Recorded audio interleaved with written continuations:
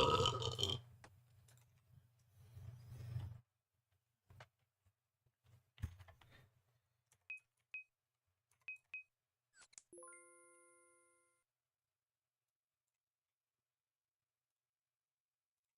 22-year-old nursing student on her regular morning jog disappeared after crossing paths with an unknown, suspicious hooded figure.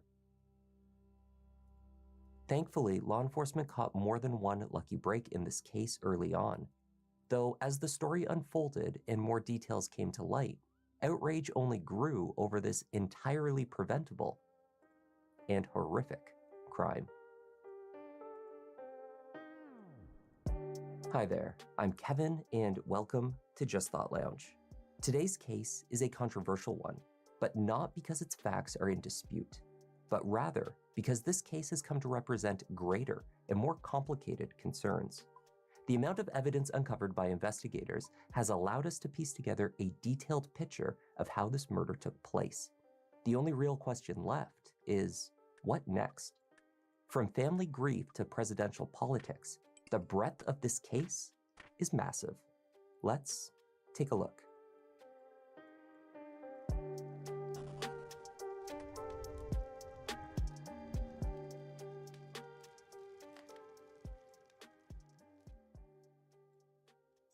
"22-year-old Lakin Riley loved to run. 3 to 6 times a week, Lakin would jog with her friend Connolly, who was one of her 3 roommates. In May Looks like my neighbor. 2023, Lakin transferred from the University of Georgia in Athens to the nursing program at the Augusta Medical College. Her dream was to become a pediatric nurse. Lakin also really loved children. At 9:03 a.m. on February 22nd, 2024, Lakin left her home near campus to jog through the intramural fields. That morning, she was running alone. The area consists of a large park with soccer fields, tennis courts, trails, and not much, bro. Honestly, I just woke up not too long ago. And other outdoor activities. 2 minutes into her run, cameras captured Lakin going south on Millage Avenue Extension. She held her cell phone in her left hand, 2 white AirPods visible in her ears. Lakin often listened to music or called her mother for a chat while she jogged. The phone call that Lakin placed that morning, however, was not to her mother. 6 minutes after she passed by the bus stop, heading east on the trails towards the train tracks, Lakin stopped dead in her path. Her Garmin smartwatch recorded the exact moment when she went from fluid movement to a standstill. Only a moment later, the SOS function on her cell phone was activated. The call went to 911. Clark County 911. Hello, this is Clark County 911. Hello, Clark County 911. Can anyone hear me? There is a brief muffled voice captured in the background of the call. Yeah, I was gonna say I could hear that. Noises, followed by 4 slightly muffled thuds. The call lasted only a minute before the cell phone disconnected.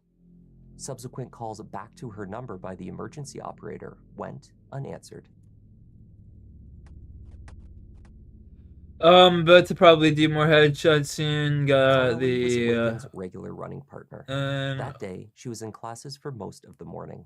At around 11:15 a.m., she checked her phone and bro, I literally got that sniper done in one fucking dude. I'm not even trolling. I got that shit done in one game. Had messaged literally one game. That's it. That's all it took. A voicemail from Lakin's younger sister, Lauren, expressed similar concerns. There was some delay and confusion over their inability to reach Lakin because the cellular provider, AT&T, experienced a service outage that morning. This impacted 2 of the women's devices, but not Lakin's. By 11 a.m., they were certain that regardless of the issue, she should have been responding to their texts and calls. Lily had returned to the house and found that Lakin had not returned from her morning run. Using the shared location feature on her phone, she was able to deduce that Lakin's phone was in the forest near to the intramural fields. It had not moved from that location for hours. IFR. The women's fourth roommate, yeah. returning from taking I was talking about that sniper that turns into the explosion. Dog, Champ. They set out along the path Lakin would have taken towards the woodland. Following the location on their phones, Lily and Sophia walked into the leaves and brush just off of one of the main trails. There, Champ discovered a single white AirPod amongst the leaves. Recognizing that it was almost certainly Lakin's, they called 911. Hi, we're calling because our roommate went out for a run at 9. He usually runs like through Lake Herrick behind grad housing, and we haven't heard from her. And we all just got like service back, so we don't think it has anything to do with the outage. We went to go look to where her last location was, and all we found was an AirPod. Okay, have you tried calling her since she just got service back? Yo, chat, I just thought of this. Imagine if you were a murderer, but like the perfect cover-up would be that you sit here and you like take these calls, you know what I'm saying? You'd be able to manipulate the investigation from the get-go, bro. Be almost like some Dexter shit.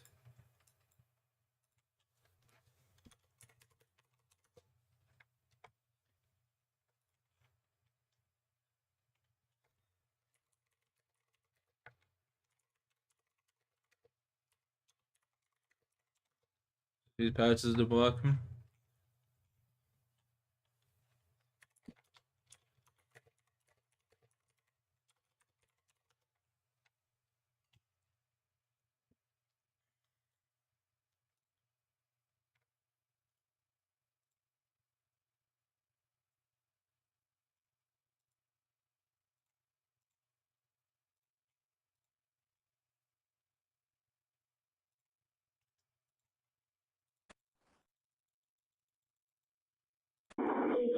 Was the one with the power outage, so they had service the whole time. Yeah, the LR, yeah, bro, that fucking shit.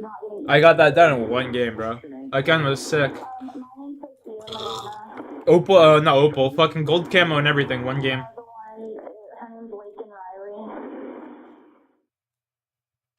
Sergeant Kenneth Maxwell of the University of Georgia Police Department took a screenshot of Lakin's phone location, distributed that photo to his colleagues alongside a photo of the young nursing student, and launched a search of the intramural fields. He began following the trails towards the location where her phone had last pinged. At just before 12:30, Sergeant Maxwell made a devastating discovery. Is the university? I found it. Ma'am. Oh, I need EMS immediately to the location where the phone pings. Had I not been playing solo? Yeah, fair. I wasn't playing solo, I just thought of Riley was that. found on the ground under a large tree. She was partially concealed with leaves and other brush. Medical assistance was rendered. Yo, Rashad, what's up, dude? EMS arrived on scene and also tried in vain to revive her. It was too late for their efforts, however. Lakin had sustained visible blunt force trauma to the left side. Who will get one? What team? The Blue Jays, bro. Let's go. Whatever team offers him the most money, honestly. 2024 at approximately Probably the Mets, if I had to guess. PM, the University of Georgia Police Department received a call from an individual The solo amount? Yeah, that concerned sucks. It for would a have definitely friend who had changed. gone jogging at the intramural fields. This guy can't read more than 5 words at once. Holy shit, that's fucking aggravating to watch him look down and smack his lips and then keep talking. So, she was found 16 degrees northwest.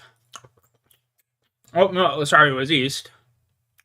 Responded to that area and immediately began a search Holy shit, it actually of the stopped. area to attempt to locate the individual.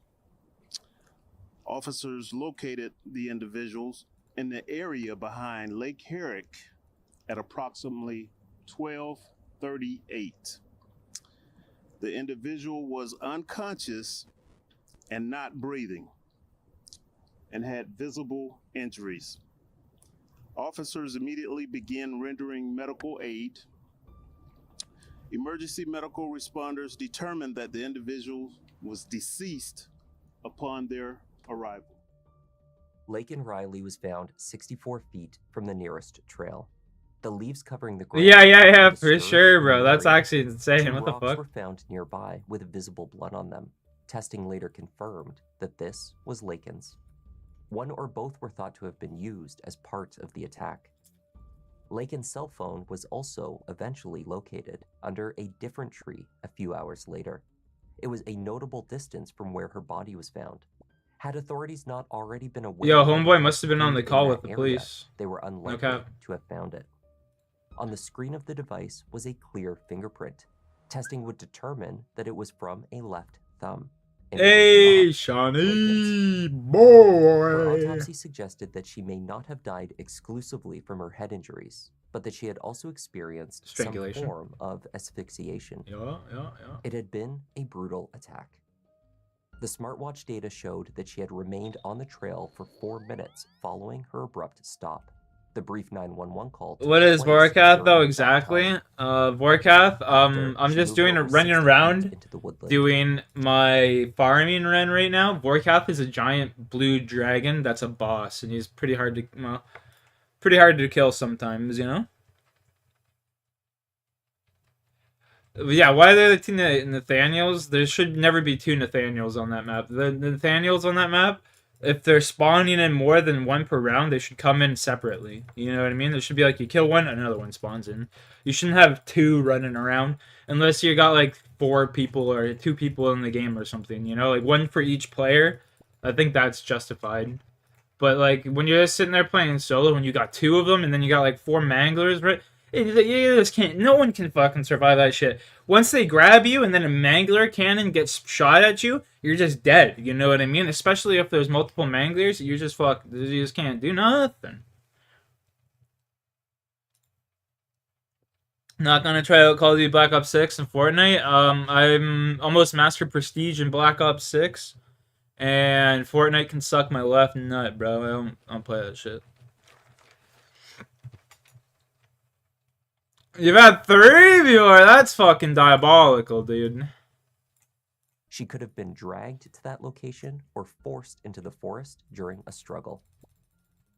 The watch still registered a heartbeat at 9:28 a.m., 17 minutes after she had ceased running. When Sergeant Maxwell came upon her, Lakin's clothing was in a state of disarray, and her top half was exposed. Investigators surmised that her attacker had intended rape, but this had not occurred. With little to go on at that early stage, law enforcement began combing the area for further clues. They Gotta be cordoned like a off the student, trails right? near the Because lake they're and near the spoke with student everyone place. coming through. It's gathered gotta be camera a footage student. of the surrounding There's no way it's buildings, not. and they sorted through garbage bins and dumpsters. There's no way it's The not. University of Georgia Police, in cooperation, well, you can all see, with Athens Clarke County Police and the Georgia Bureau of Investigation, are continuing to work around the clock to resolve this crime and to bring anyone involved with it to justice. Amongst the bins searched was a large blue recycling bin located at the far end of a parking lot between a handful of apartment buildings. The complex was within a few hundred yards of the trails and intramural space used by the university. When police peered into the recycling bin, You're gonna try the new they BK? Yo, spotted there's a new a BK dark-colored Whopper. What's jacket, different about it? crumpled and discarded recently on top of the other rubbish. Visible on the jacket was blood, as well as several long brown-colored hairs which had become twisted and attached to one of the jacket's buttons. Oh, shit. Yeah. There's hair on the buttons, ripped up sleeves.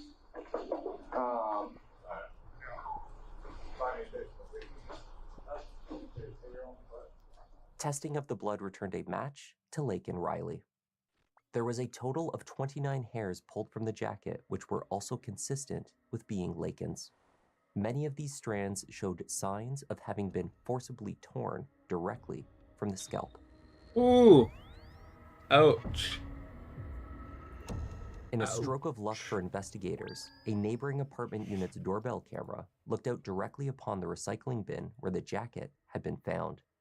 On this footage, You know it's believe illegal that in Canada? This evidence here would be thrown out in Canada because if you're a resident, only if you're a resident actually, You're only allowed to film your property. You're not allowed to film the street and shit from your residence, which is pretty crazy, because you can film in public. You know, that's like I always thought that was like such a weird fucking law.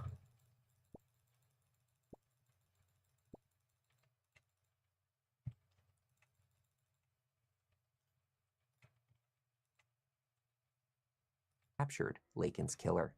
At 9:44 a.m. on the morning Lakin died, only 15 minutes after It is Vorkath had crazy stopped breathing, because a male figure it is crazy because like you can film in public, no problem.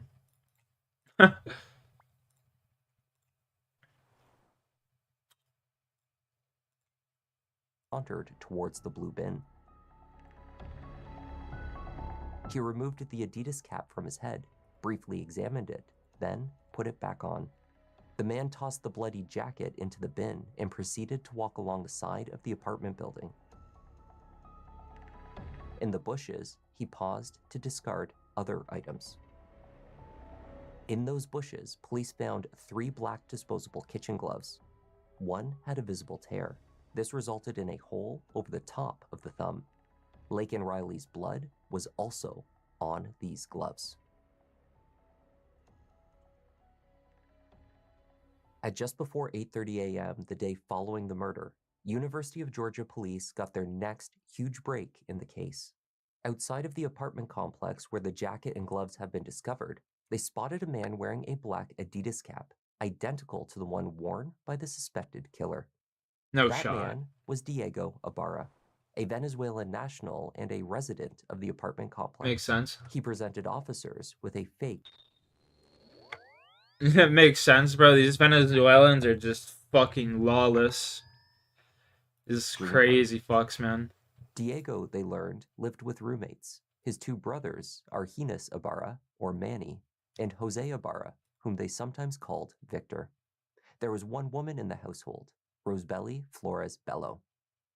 The group were living in the United States illegally, but had managed to make money from a handful of part-time jobs, mainly at local restaurants.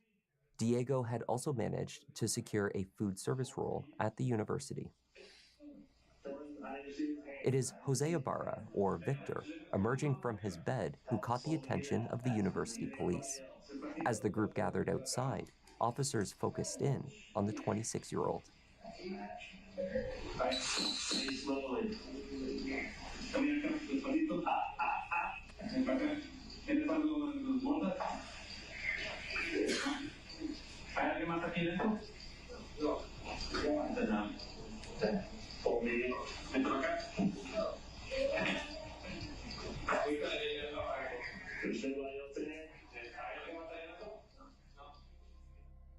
Jose had visible scratches on his arms, on his hands, and on the back of his neck. When his shirt was later removed, he had similar injuries on his back. When Jose was asked to explain why his knuckles were red, he explained simply that his hands were cold. But when questioned about the many recent scratches, he feigns ignorance, claiming that despite the injuries being very noticeable, they are not there. He offered the corporal no explanation. Yeah, they got their guy for sure.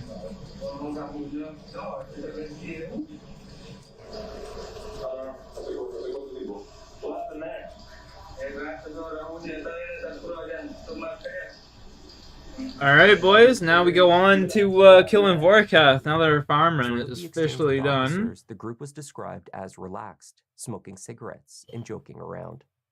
Jose was asked to lift the hair from his head so that the officers could examine his entire face. At this point, Jose does something remarkable and admits that he usually wears a hat. He gestures towards his brother Diego by way of explanation. He often wears a hat, just like the Adidas one, he said, that his brother had on that morning. After a warrant was obtained for the apartment, yo, imagine being this guy. Yo, imagine being this guy's brother and you're just walking around with this hat on and shit, and then the police just roll up and start fucking. Basically, he's like, yo, what the fuck? Get on the ground. Bro, that'd be so crazy. You just don't even know what the fuck's going on. Your brother was just out there murdering someone or some shit. disposable gloves in the drawer of the kitchen, matching the blood-stained ones discarded in the bushes. At the station, both Diego Ibarra and Rosebelly Flores identified Jose Ibarra as the man in the dumpster video. They also confirmed that the day prior, he had been wearing his brother's Adidas hat. This was further verified by photos pulled from Jose's cell phone. At 4:30 a.m. and then again at 5:37 a.m., Jose snapped selfies of himself in the clothing he was still wearing on the dumpster video. He had posted these selfies online. Most notably, they showed him dressed in the black Adidas hat and the dark jacket. Both had tested positive for Laken Riley's blood. 2 neighboring apartment doorbell cameras also captured Jose's movement the night before and the day of the murder. Jose was dressed in the same clothing the night before, the jacket and the hat. He changed only after the murder had taken place. Cameras captured him at 10:30 a.m. the next day, appearing to dispose of additional items. At that time, he walked towards another one of the complex's dumpsters. 3 minutes later, he returned, the plastic bag no longer in his hands. Investigators were able to confirm that the dumpster was emptied during regular collection time, 45 minutes after Jose walked towards it with the plastic bag.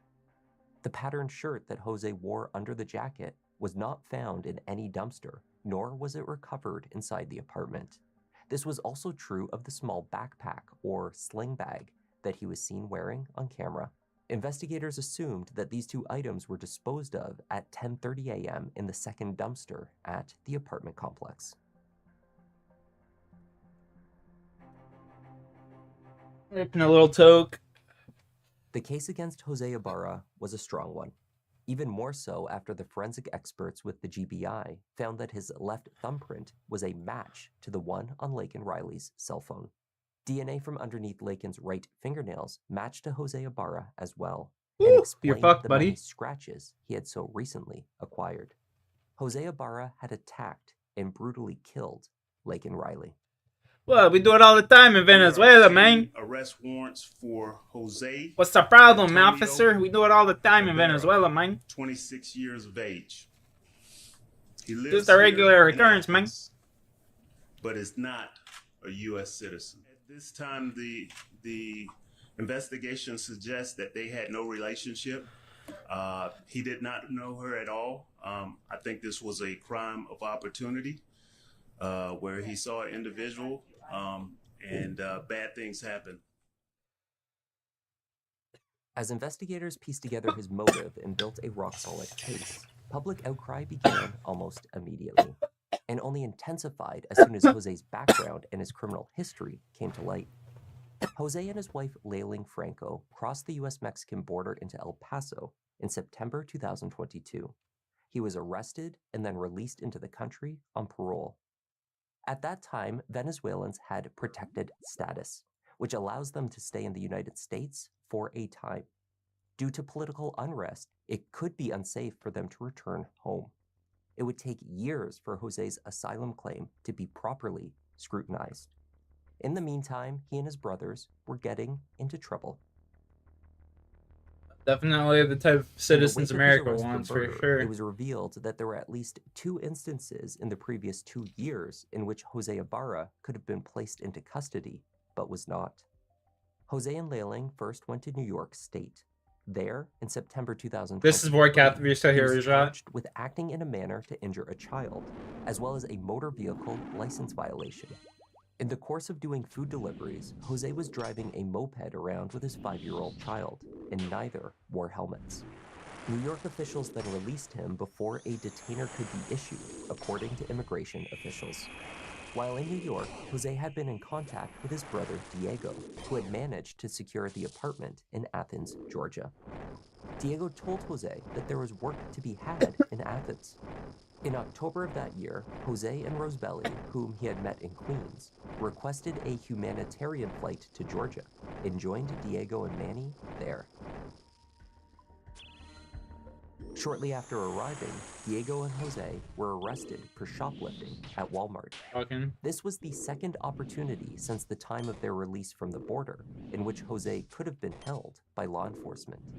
However, at that time, See, hearing this there shit was always no just like process pisses in me off, place bro. to check immigration Why give him a status chance? until If he's a fucked up formal once, booking fucked took up place, twice, he's gonna and do the it a third. brothers You know were what I never mean? formally charged.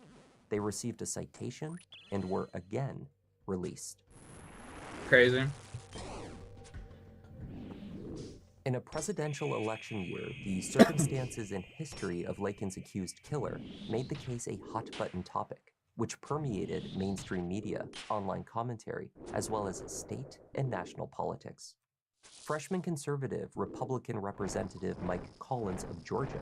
It's just introduced crazy new to me, Zombie. legislation Like, that would these require fucking the scumbags. detention Like, most of these any are, like, immigrant who committed murderers and shit, or burglary or repeat theft. offenders. It is called the Lakin Multiple Riley times Act. over. It's just like, Critics of dude, the proposed fucking do your legislation job point out properly, that the police, language you it know? uses Like, is goddamn. problematic. An act committed by an individual, not a community of people. When we want to respond quickly to something, we have to make sure that we're not just reacting, but that the resources are there to help, that there's people are paying close attention to make sure that they actually are solving a problem that needs to be solved. Supporters argue that had this law been in place, Lakin Riley's killer would not have been free to brutally attack and murder her. Blood in hands, it's like this lady. You think the government The gives bill a shit? overwhelmingly They're passed flooding the fucking House drugs in into your March country. They don't care about a 2024. little bit of blood on their hands. We dropped that bill on a Friday, rammed it through Rules Committee on a Tuesday, voted on Thursday, before President Biden got up there ranting and raving with his confused stump speech. Folks, y'all realize we passed that with even 37 Democrats helping us. They even realize how damn bad that border is down there. The case became a kind of microcosm for the debate over immigration, highlighted in the State of the Union and referenced regularly by both major parties throughout. Yeah, this guy single-handedly kind of just fucked all future was not immigrants. especially well received by grieving family members. Damn. 1 week ago, a beautiful 22-year-old nursing student from Georgia was barbarically attacked, almost unrecognizable, while she was out on her morning run. She was a morning run. She was doing keep herself in shape. She was a beautiful young woman. She was a great person, best nursing student there was. He was an illegal migrant, and he shouldn't have been in our country, and he never would have been under the Trump policy. Former President Trump said he met with Lakin Riley's family backstage and says he promises to fight for justice for her. Bet you, they got his vote. He got their vote, sorry. Lincoln Riley, an innocent young woman who was killed by an illegal. That's right. But how many of thousands of people being killed by illegals? To her parents, I say, my heart goes out to you, having lost children myself. I understand. Yeah, Hunter. I feel like she's being used somewhat politically. How do you feel about that? It makes me angry. She was much better than that. She should be raised up for the person that she is. You know, you second guess everything. And, you know, you wish there was more security cameras, more security. You don't wish there was more security cameras. This ain't no Tuparian citizenship, buddy. This is fucking, well, this is America, bud. You don't need more cameras. In fact, you need less of them. Wish it would have been me. Jose Ibarra was due to stand trial in November 2024. He faced charges of malice and felony murder, aggravated assault and battery for the brutality of the attack, false imprisonment and kidnapping for forcing Lakin from the trail into the woods, hindering a 911 call, as well as assault with intent to rape, and peeping Tom. 10 counts in total. It was on these last charges that the evidence revealed the 26-year-old's state of mind that morning. Beginning around 6:50 a.m. on the day of the murder, a suspicious person was captured slinking around in dark clothing and carrying a white cup near the bus stop area, which meets a pathway that leads to the back of Jose's apartment complex. Images show a similar hoodie-style jacket, sling bag, hat, and black gloves that Jose was known to have been wearing. The video showed the person going to the door of an apartment 6 times before 8 a.m. Twice, the man attempted to fully open the door. That apartment's resident, a young female graduate student, heard noises as she got herself ready inside. While in the shower, she heard the front door. When she called out, the suspicious figure ducked down to avoid being seen. She called 911 immediately.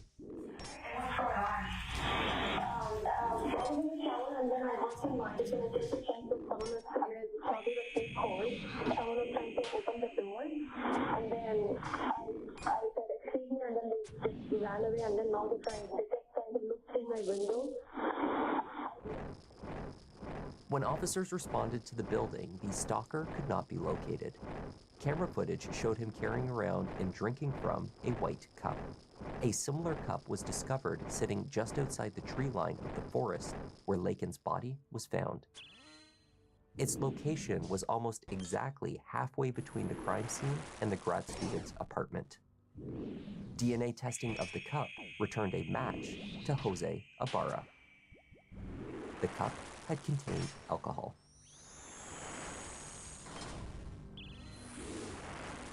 On February 22nd, Jose Ibarra put on a black hat, a hoodie-style jacket, and some black kitchen-style disposable gloves. And he went hunting for females on the University of Georgia's campus. Clark County had chosen to bring in a special prosecutor, Sheila Ross, to prosecute the case. Ross argued an impassioned, detailed, and damning case against Jose Ibarra.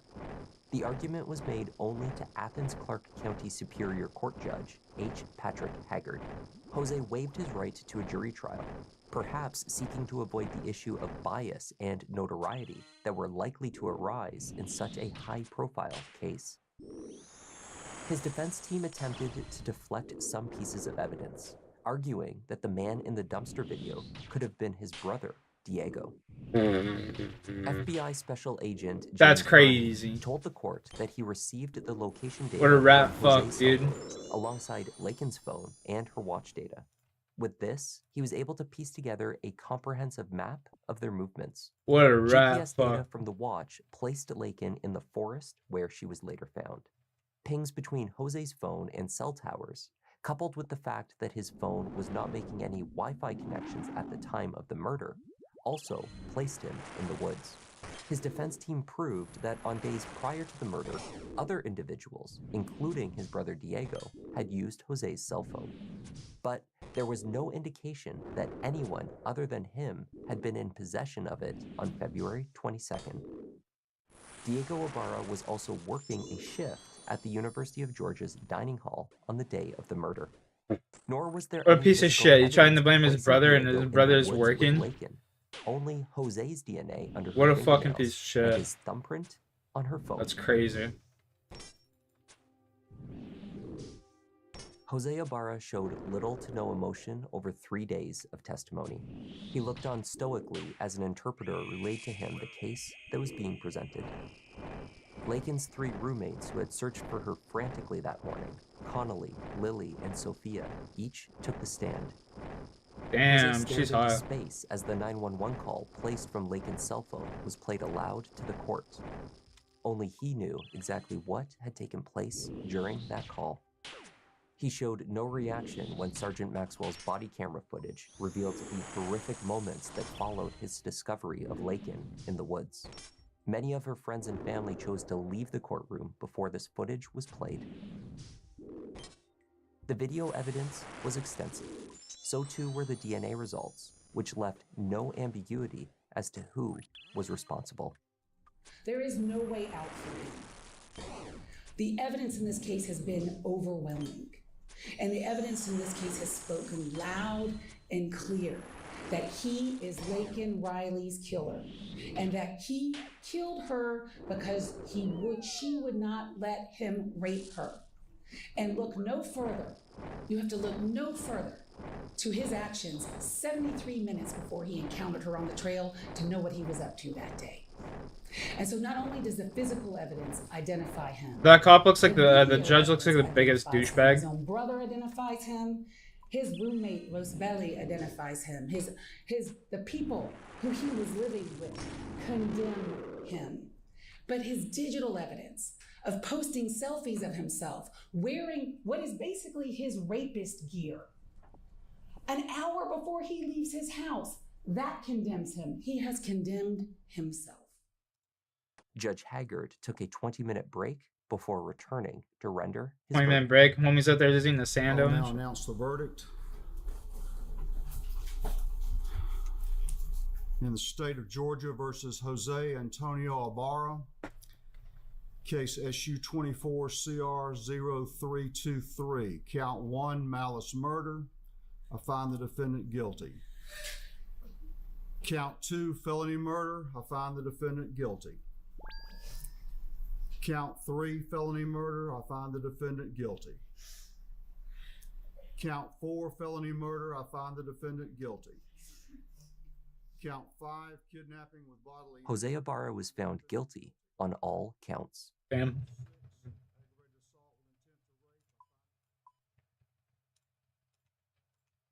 Allison Phillips, Lakin's mother, her stepfather, John Phillips, sister Lauren, and her father, Jason Riley, all spoke during the sentencing phase of the trial, as did many of her close friends. They conveyed both their heartache over her loss, as well as the beautiful person that Lakin had been, inside and out. The big heart that led her to pursue a career in nursing also made Lakin a cherished friend to many. She was deeply involved in her church. She was also a best... It's a wild one.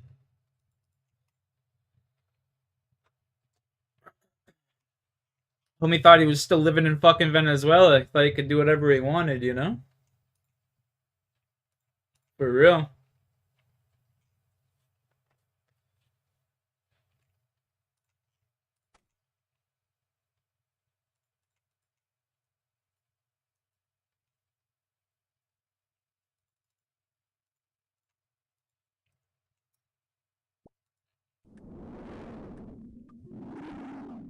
Now he's in Lumbridge.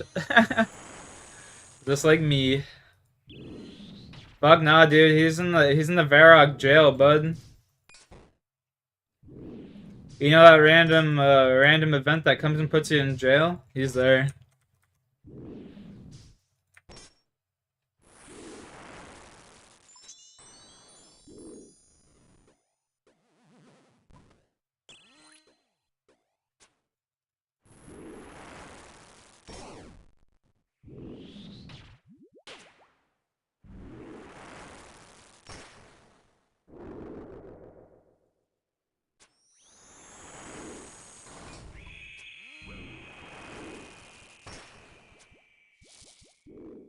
That one. Let's go.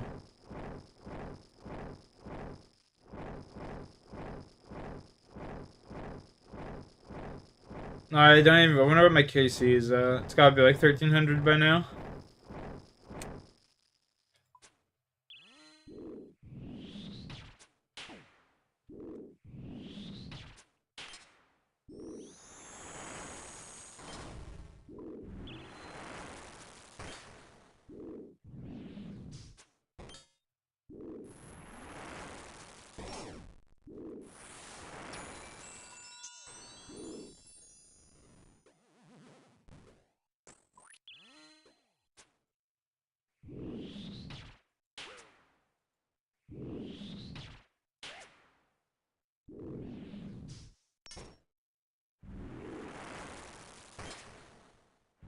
Yo, can I hit a shot?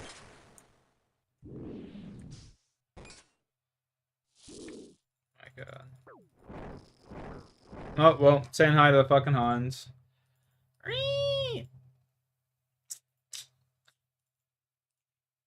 That was fun.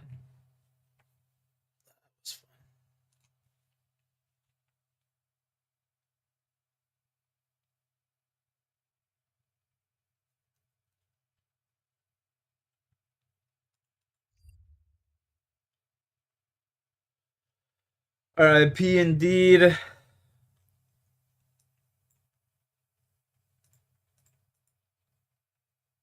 $7, $8 for that Odyssey game? That's crazy. Remember that shit coming out? It was so expensive, like $80, $90.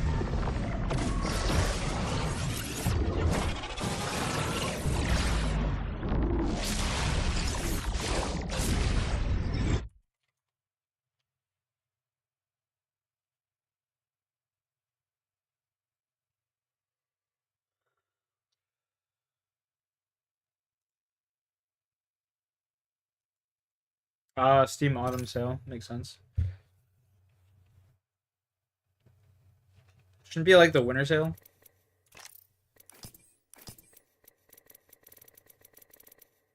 Starfire. Who the fuck is this? Agent or whatever. World's Edge. Oh. Oh, I don't know about that. I don't know about that.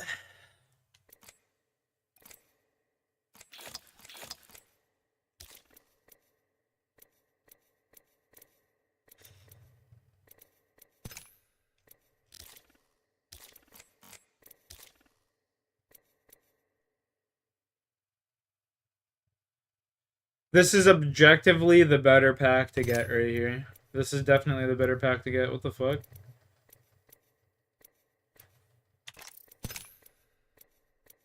Objectively the better pack for sure. This one. That's crazy. Imagine actually spending money to actually buy the characters in this game. Wild. Someone's out there doing it though. How much RP do I need? 214 RP. Alright. 114 RP until we get diamond. I want it. I want it.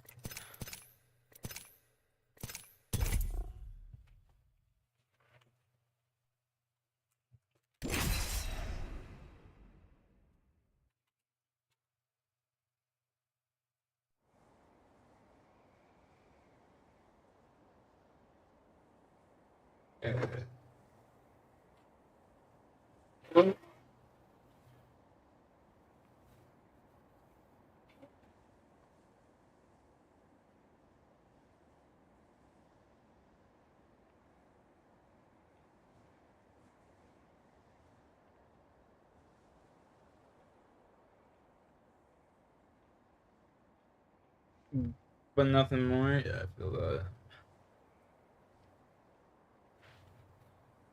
Better watch out, I'm gonna show you my feet. I'm gonna do it.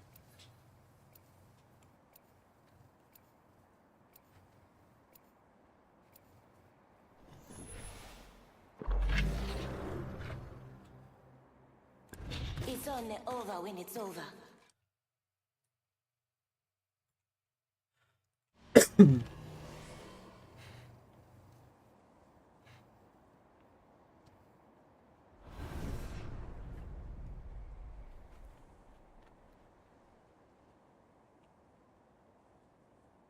Don't make me do it.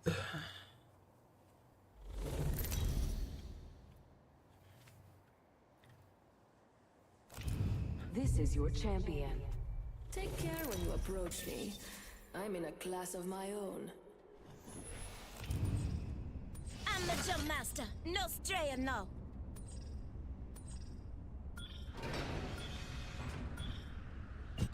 Enough lying around. We're dropping.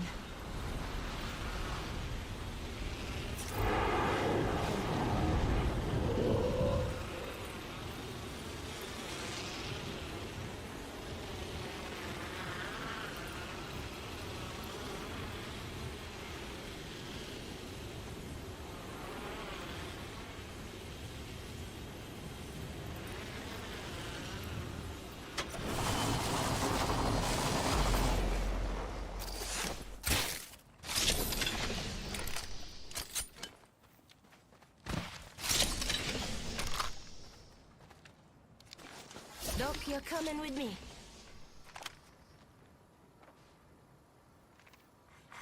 Attention. First blood. First blood. Game bloody on, fellas.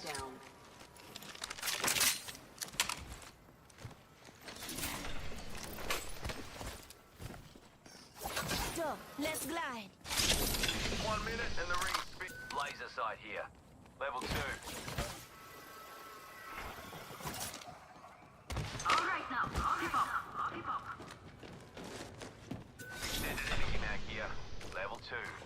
You sit close to the ring and it collapses on us at 45. I need it. Chance dead. Heavy is the head that wears the bullet Evo holes. harvesters Let's are now glide. available.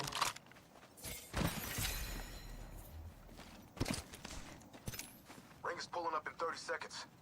But we're close. There's an Evo Harvest extended supply bin over there. Let's explore that way. Optics here. Mid-range. Let's get some air, Doc.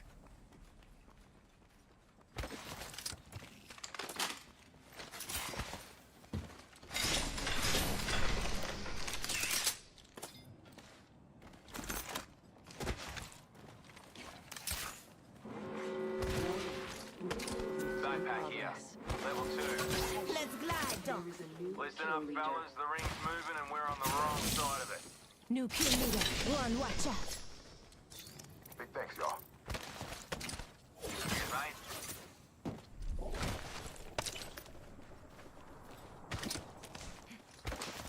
Got some extra munitions here. Level backpack here. Level 2. Got an upgrade. Gonna put it to use. Brace yourself. Optics here.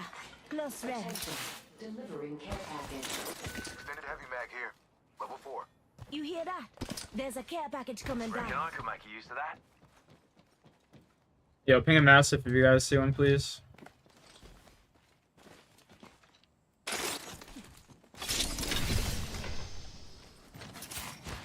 Optics here. Sniper.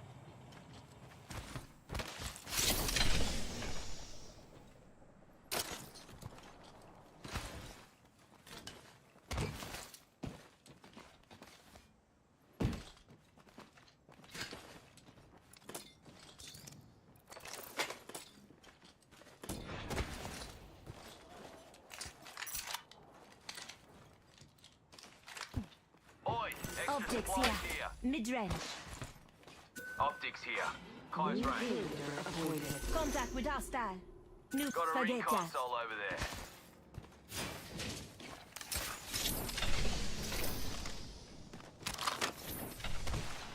Eva shotgun here. Let's explore this way. Go on and mark the next ring location on your maps. Yo, Newcastle, did you want this? You want the Eva? I'll trade you.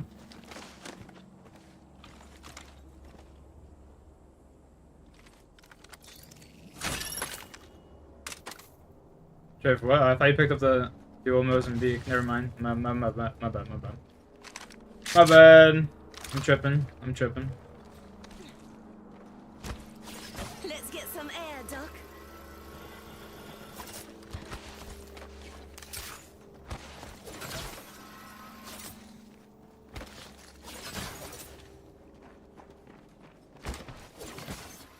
Yo, Squirmy, are you still watching the stream, bro?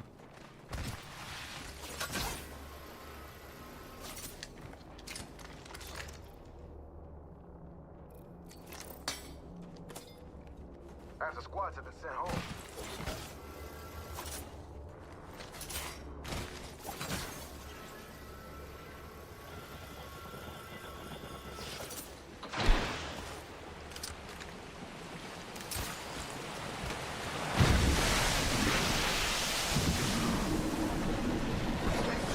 Massive shotgun here. Dibs. I love you long time. Thank you.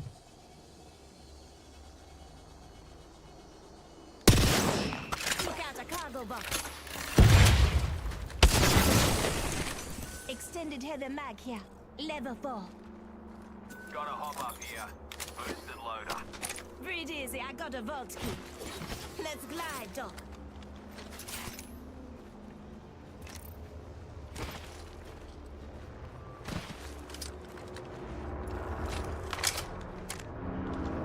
Helmet here. Level 2.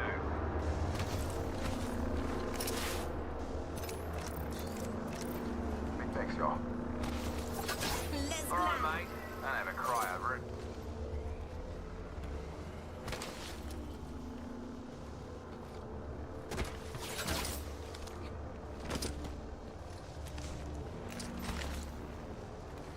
I need an extended light mag.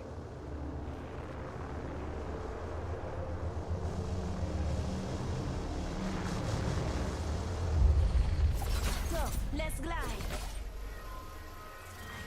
Round Might be something good that way. Yes, yes, y'all.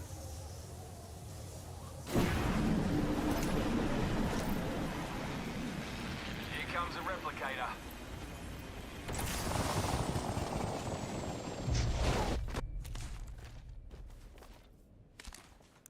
Also, we regroup in here.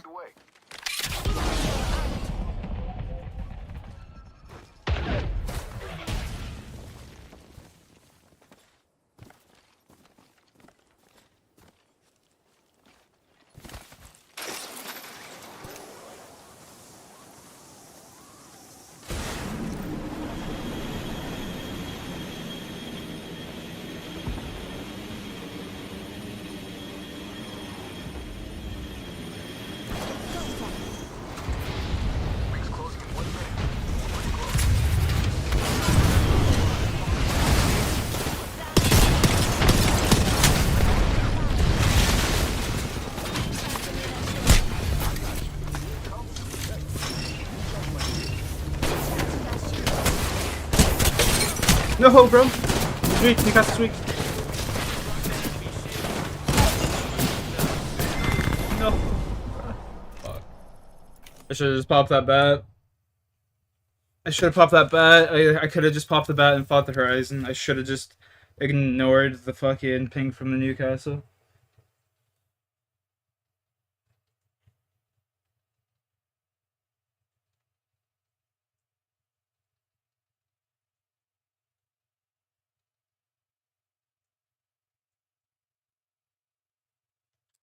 That's fucking disgusting. Sean, what's up?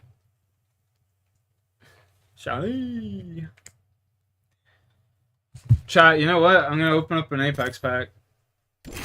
I guess I'm not going to, because just put me in a game. See. Oh, we're not in this. Wait. Oh my goodness. Look at it. Oh, we're in the same lobby. Yeah, I know. So we have the same player count. Yeah, 60 players. That's great.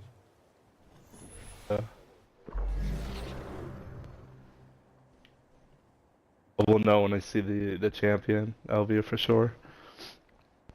Dark may have seen it all. This win is ours.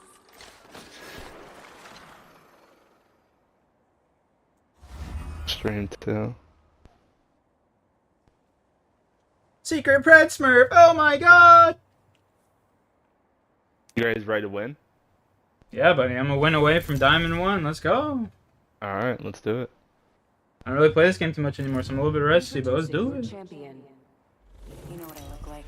Come find Alright, we're in the same lobby. I'm gonna mute myself. Oh shit. I hope I kill you guys. You guys just boosting with your friends? Yeah, I'm in Discord. Yeah, happening.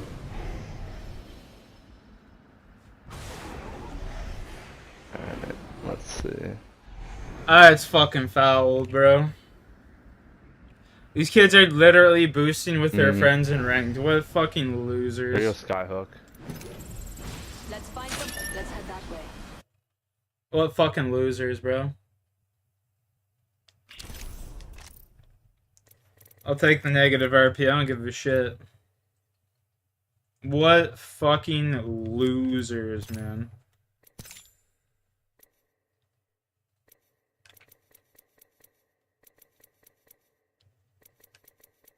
What a bunch of fucking bumbaclots. That's insane, dude. I just can't with this fucking game anymore. Every time, bro, I play this shit, there's someone fucking cheating. These kids are sitting here boosting with friends in their fucking, like... Oh my fucking god. What a fucking shit game. What a shit fucking game, bro.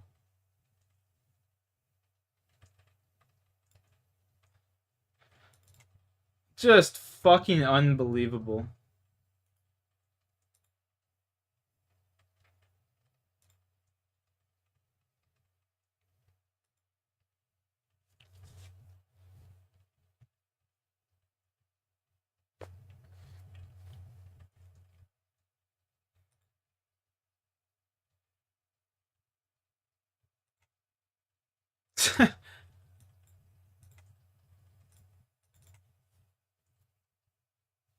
Unfucking believable, bro.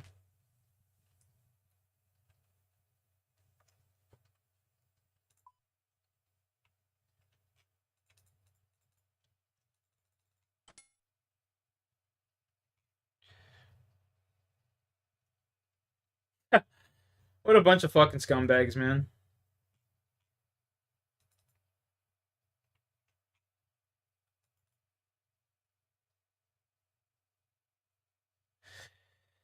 Unfucking real, man. Unreal. Scumbags to the max, dude.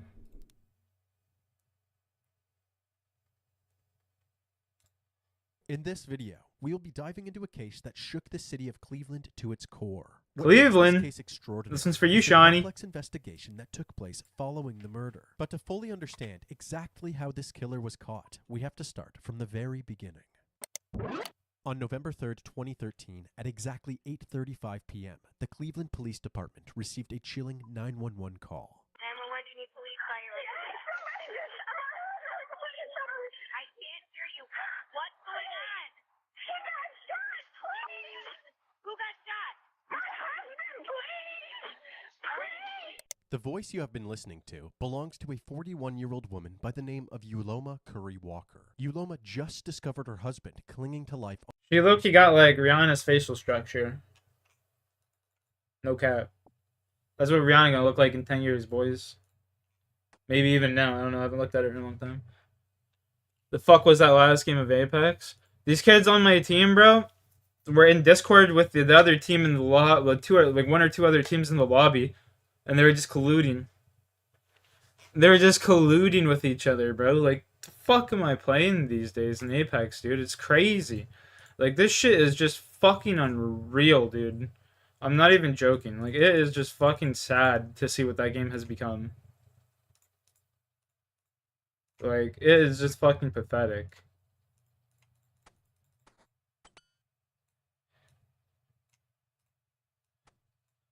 These kids are literally sitting there in Discord with, like, I don't even know how many people. They're definitely that one team, maybe other teams. They're just sitting there fucking colluding, bro. Like, just tell me you're dog shit without telling me you're fucking dog shit, you know what I mean?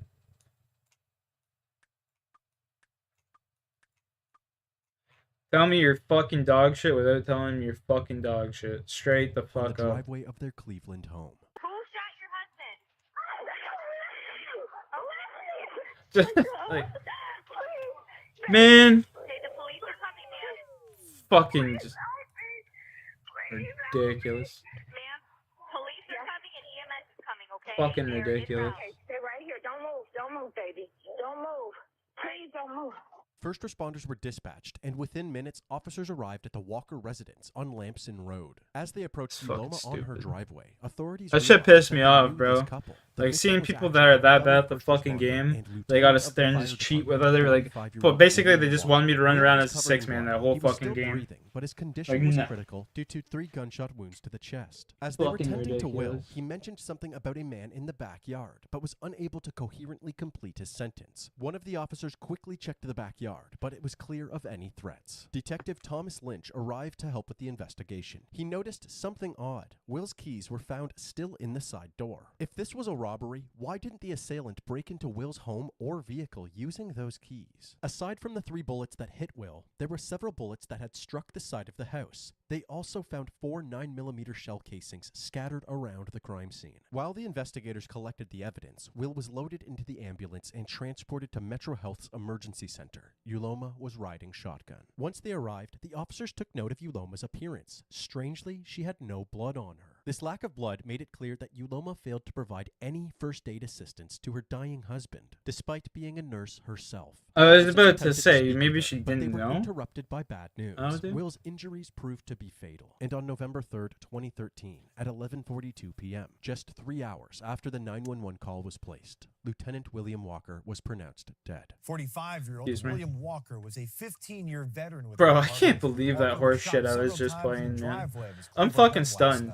Walker's neighbor tells us she heard 5 shots. And here is what else we have learned. Sources connected to the investigation say Walker had a laceration wound in addition to multiple gunshot wounds in his chest. He died at Metro Health Medical Center. Walker's colleagues say he leaves behind a wife and 2 children. Following Will's death, the police brought Uloma into the station for further questioning. So the reason we asked you to come down is because we never really got a chance to talk with you about your life together. Uloma and Will met back in 2005. They instantly felt a connection. They were both single parents, each having 2 children from previous marriages. Fucking And they just both had similar unbelievable. social circles due to their professions, Uloma as a nurse and Will as a firefighter. In early 2013, Uloma was diagnosed with breast cancer. This pushed the couple to finally get married, partially so Uloma would be covered under Will's insurance benefits. Big mistake, buddy. She's seen that money and she's like, oh shit, $100,000 for fucking health insurance. He was my person. I just want to find out what happened. I know this isn't easy. How about, can we just go through what happened? On the night of the shooting, the two were packing their belongings for their upcoming move to a new home in Madison, Ohio. Just before 8:30 p.m., Uloma asked Will to get some dinner from a nearby McDonald's. Upon his return, Uloma heard shots fired and Will screaming outside. After running outside and finding Will on the ground, she noticed a suspicious stranger while she was dialing 911. It was one guy. I don't remember what he looked like. And I asked him what did he want. I don't remember. That's the only person I remember. Was he close to you? Did he approach you? He came in the driveway. Officers instantly had an idea of who this mysterious person may be. Will and Uloma's neighbor was a 27-year-old man named Rex Coleman. Rex had an extensive criminal record and had multiple armed robberies under his belt. He also owned an auto dealership that Will was in the process of purchasing 2 vehicles from. However, after paying $10,000 for one of them, the vehicle never arrived. The detectives asked Uloma if this conflict ever led to a confrontation between Rex and Will. She said no. However, there was a heated altercation between Will and some of Rex's acquaintances. There was no physical altercation or anything, just yelling and screaming. She couldn't remember what this altercation was about, but from that point on, Will always carried a gun whenever he left his home. Something had happened and William had gotten his gun from underneath the bed. He took Pepe outside. To the dog. Following this interview, they hunted Rex down and brought him to the station for questioning. He denied any involvement in Will's shooting and provided an alibi, a pizza date with his girlfriend. Police were able to confirm this alibi, and nothing suspicious was found while looking through Rex's phone. Therefore, Rex Coleman was ruled out as a suspect. This lead didn't pan out, but it wasn't long before detectives had another name on their radar. After setting up an anonymous tip line, the police received multiple tips telling them to look into somebody named Chad. However, they provided no last name, no address, nothing, just the name Chad. The investigators reached out to Uloma and asked her if she knew anybody by that name. She said that her daughter Jackie actually had a boyfriend named Chad, and that the two were at Chad's mom's house on the night of the shooting. When speaking with Jackie, the detectives found it odd that she also wouldn't provide Chad's last name, but they were easily able to track this information down. His name was Chad Paget. The detectives spoke to all 3 of them, Uloma, Jackie, and Chad. Yeah, they're all in on it together. They all said 100%. the same thing, that Chad and Will got along just fine. No. They all in that shit together, guarantee it. Guarantee They it. all said the opposite, that Will thought Chad was a lazy punk that's not good enough for Jackie. These contradictory statements puzzled the detectives. Why were Uloma and Jackie vouching for Chad if he was clearly on Will's bad side? Yeah, Everything so 100%. far was pointing to Chad. She wanted that fucking insurance money. Corroborated each other's alibis. Authorities let him go. Soon after interviewing She wanted Chad, that results insurance came back money. from the crime lab, and it turns out that there was a latent fingerprint on one of the shell casings. However, this fingerprint didn't match anything in the criminal database, and even if it belonged to Chad, there was no way to know since Chad refused to provide his DNA. And So just follow him around and get a cup Chad off was of the placed on table or back something. burner while the investigation continued. There you In the go. days following Chad's interview, a vigil was held for Will. Simple solution, you know? Hundreds packed Lamson Avenue for a candlelight vigil for Cleveland firefighter Lieutenant William Walker. Heavenly Father, we just ask that you watch over his family in this particular time of need. He was a great firefighter, great paramedic. He represented us well. And I could tell you this, that I'm a better man for having known Will Walker.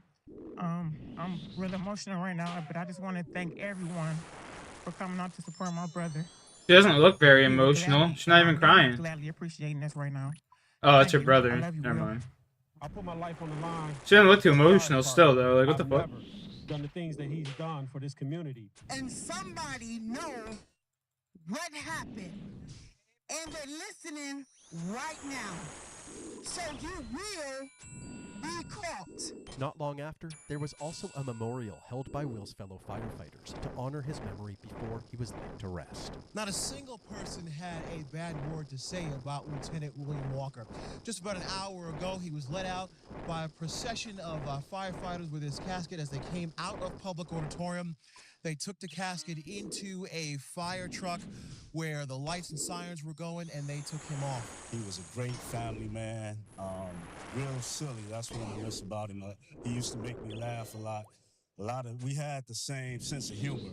Over the next year, the case slowly went stagnant. Several more leads were looked into, but each of them only led to a dead end. Uncertain of what move to make next, they brought Uloma back in for another interview as a last-ditch effort for new information. Was there anything going on at the time? Was there anything that we should be, focusing on? I just want to find out what happened. Okay, well, that's what we're trying to do. Redeem toke? Shit, Sean, I just potted up. You're gonna have to wait a little bit now. You have to wait for me to kill him here, and I'll rip a fatty with you. Yo, I appreciate you for chilling, Sean. How you doing? How was your weekend, buddy? The detectives found it very strange that someone diagnosed with late-stage breast cancer hadn't gone into the doctor recently.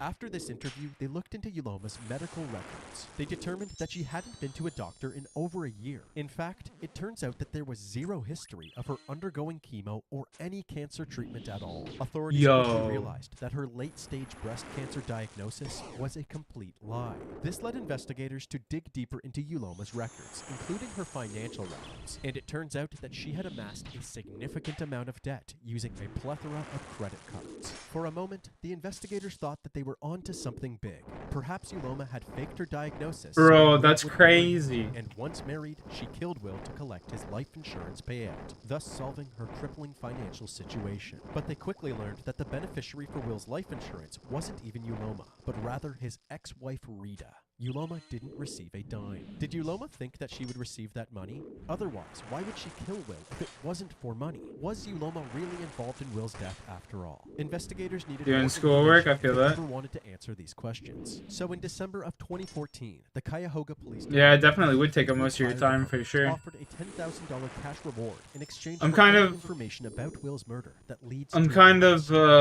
leaning towards going to school to become a pipe fitter. Forward and provide some information to solve these senseless crimes. If I do that, then I have to get off smoking weed. A new tip came in from someone named Isaiah. So I actually think Isaiah had been approached by none other than Chad Paget, who asked if he would carry out a hit in exchange for money. Isaiah denied this offer. With this new information, police now had probable cause for a search warrant of Chad's phone records. They noticed that around the time of the shooting, Chad was constantly communicating with Jackie and another unknown number. Police were able to trace this phone number back to a man named Ryan Doherty. Ryan Doherty was notorious in Lieutenant Walker's neighborhood for his colorful history of robberies and burglaries. In fact, at this point in the investigation, Ryan was serving a 17-year prison sentence for robbing a Family Dollar store and shooting a cashier in the stomach, less than 3 weeks after Will was killed.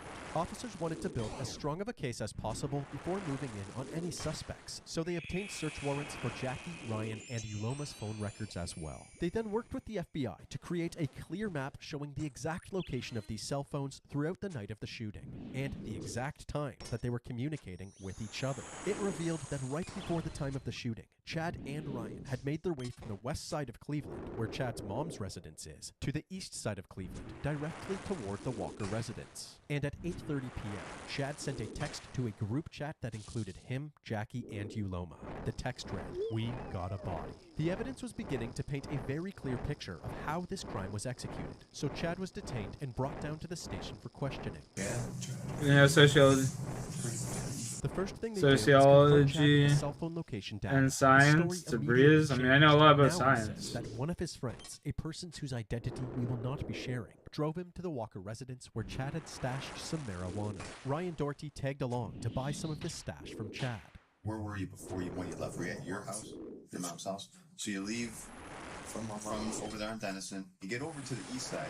Tell me what happened. After picking up the goods, Chad and Ryan went outside to make the exchange. Went up on the porch, got my stuff. Showed Ryan what it was. As they walked back to the car, Will pulled into his driveway, parking just out of Chad's view. When Ryan saw this, he suddenly started walking towards the driveway. He came back moments later as if nothing happened. What did Ryan say when you made him? He didn't say nothing. That's the thing. Ryan didn't say nothing at all. Nothing.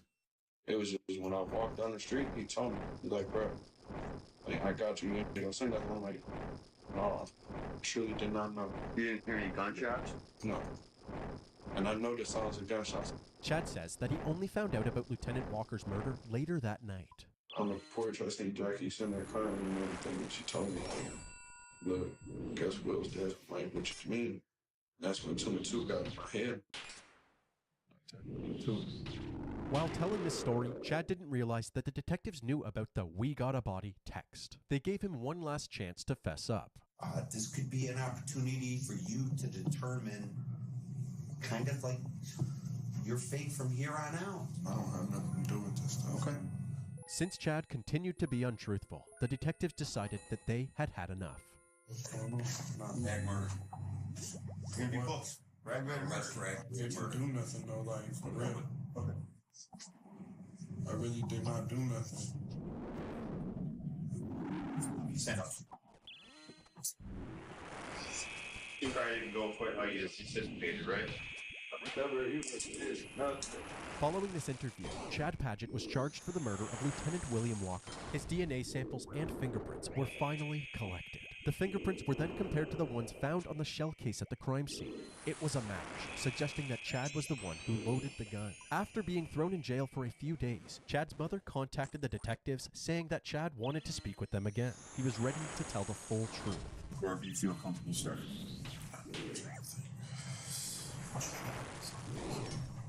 I've been with that girl for 6 years.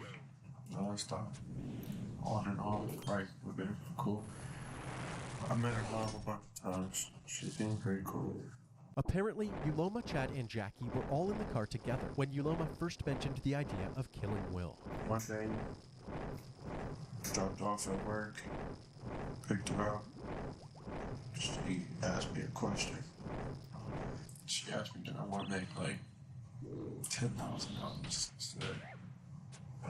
There, she asked me to, I don't know, put it. How'd she ask me? She asked me to kill Will. Uloma told them that Will had been physically abusing her, and that the only way out of this abusive relationship was to get rid of him. The man I was on $10,000, dude. This money was running through my head. Uloma told them that Will had a $100,000 life insurance policy, and that they would get paid once the job is done. I said, I can do it, but I might know somebody. She said, okay, that's cool. Uloma then gave Chad a $1,000 deposit to search for a person to complete the job. Chad had initially presented the offer to his friend Isaiah. How many kills? but after he rejected the 13, proposal, he 18. turned to his cousin, 22-year-old Christopher, 1300, who was known to be an arms dealer on the streets. Chris then put Chad in contact with Ryan Doherty, who he enlisted to carry out the killing. Okay, all right. I was like, would you be able to do something for some money? And he was like, what's up? I asked him, is he able to kill Will for some money? He said yes. You didn't get $10,000, did you? I probably want to say altogether about 2,500. Yeah, fuck that. $2,500 right, Jeff. 500, and I still owe him 100. He was on my back about it. Chad's interview was wrapped up, and Chris and crazy. Ryan were immediately tracked down and brought into the station by police. Chris was very forthcoming, telling the detectives the same story that Chad did, and then some. According to Chris, he was originally set to execute the plan in October of 2013, just a month before Will's death. He even went to Will's home on Lamson Road, but lost his nerve and couldn't fire the weapon. That's when he reached out to Ryan to carry out the hit, offering him a mere $800 and an assortment of paraphernalia. Ryan was much less cooperative during his interview. The detectives began... That's a real street motherfucker right there. But without hesitation, he denied all of the allegations. The I'm interview motherfucking ended there about it. as Ryan would not provide any further information. Considering the "we got a body" text in the group chat, it seemed that Jackie was also closely involved in her stepfather's death. The detectives were now ready to speak with her again. Jackie initially claimed that she had no knowledge of the murder plot. However, detectives confronted her with all of the evidence, which prompted her to hop on the confession bandwagon. She opened up and confirmed what Chad and Chris had said, that Yuloma claimed she was being abused and was the leader of the operation. Chad was the middleman, Chris was the arms dealer, and Ryan was the shooter. As for the driver, Chad, Chris, and Jackie all said that he was not told the real purpose of the trip, and truly believed that they were just going to fetch some marijuana. When Chad and Ryan re-entered the car, they told him to hurry up since they had just robbed someone. Furious, he ordered both men out of his car. They complied and their friend drove off. The two then took the train home, back to the west side of Cleveland to meet up with Jackie and Chris. Jackie also told the detectives that after everything was all said... Yo, but that poor friend just getting set up like that. Yuloma never actually paid anybody the full amount that they were promised. Jackie was then also taken into custody, so there was only one person left, Yuloma. However, there was one problem. Authorities were struggling to find Yuloma. Any attempts to reach out to her were met with no response. In an attempt bitch went back to 80 or something? reached out to Yuloma's inner circle, and apparently a close friend of hers had reason to believe that Yuloma had fled the state. She said that several months after the shooting, Yuloma had asked her to help store some of her family's belongings. The friend agreed and rented a storage unit for about $800. However, after storing the belongings, Yuloma went on a road trip to North Carolina. She never reimbursed the friend and had not been seen since. Police later found out that one of the belongings Yuloma left behind was actually Will's car. The most shocking part was that his remains were found in the back seat. After collaborating with North Carolina state law enforcement, in just 3 days, Yuloma was located and transported back to Cleveland, Ohio. As soon as she arrived, she was re-interviewed by Cleveland police, and this time, there was no holding back. Hey, remember Sandoval? It's been a while. Obviously, you're aware there's been some developments along the way.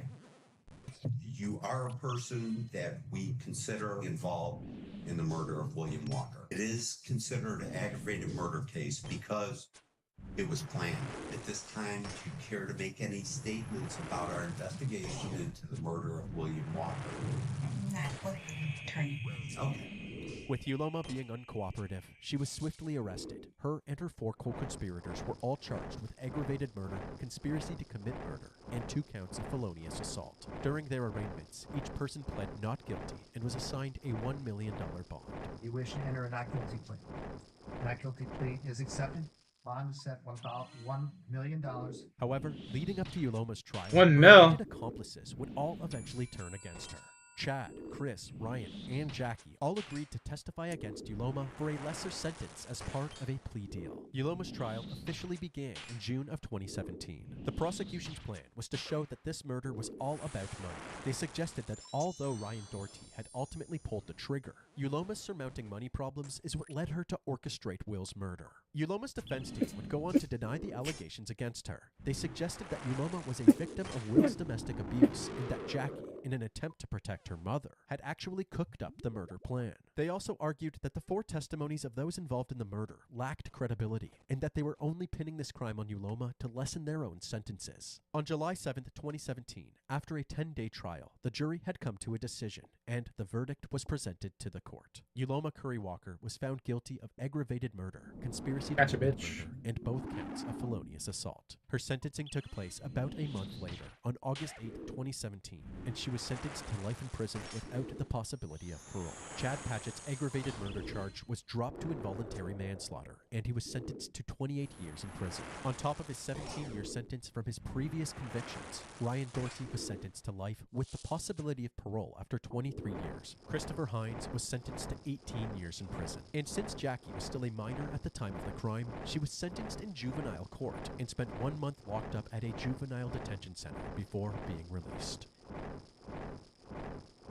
She was a minor? Jesus.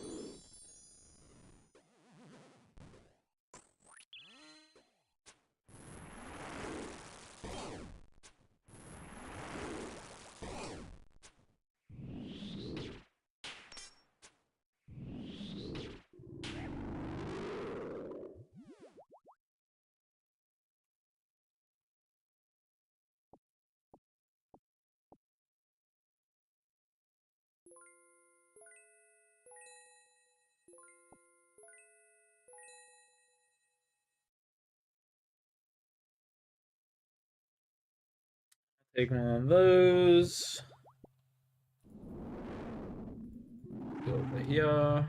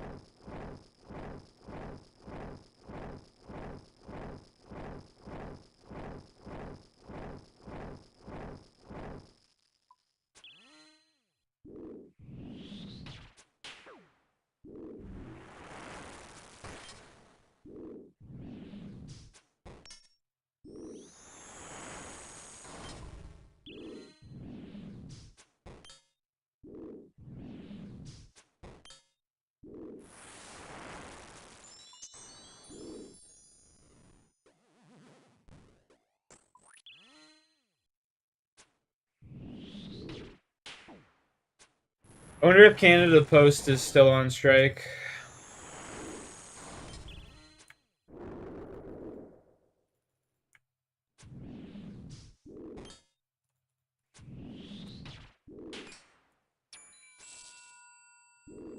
Oh shit.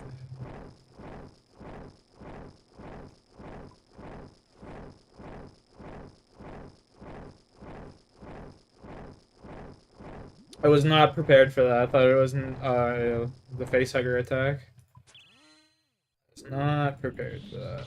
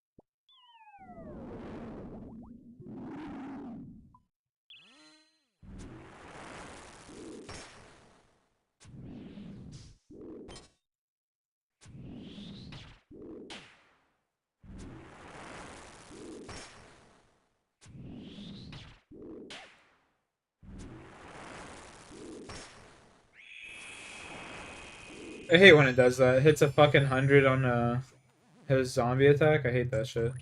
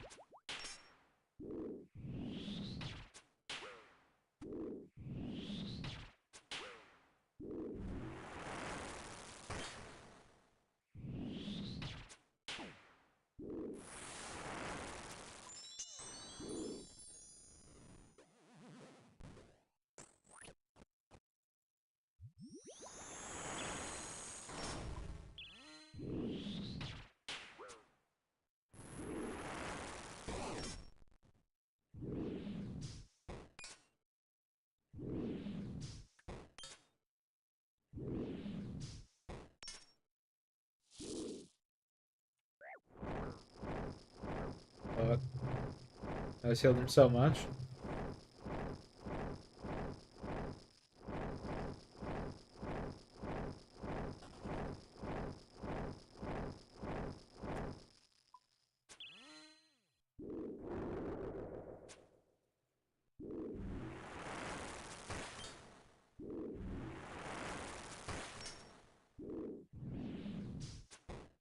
Fucking hit him, come on. It's disgusting.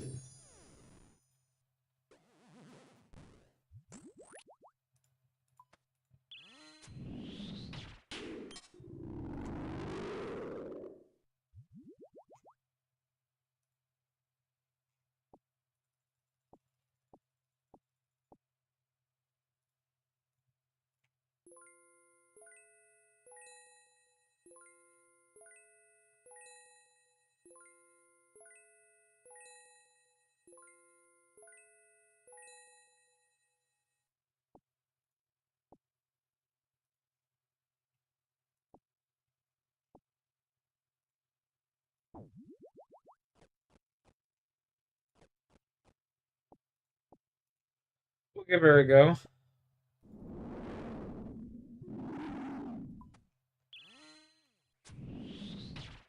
Oof, not off to a good start. Good block.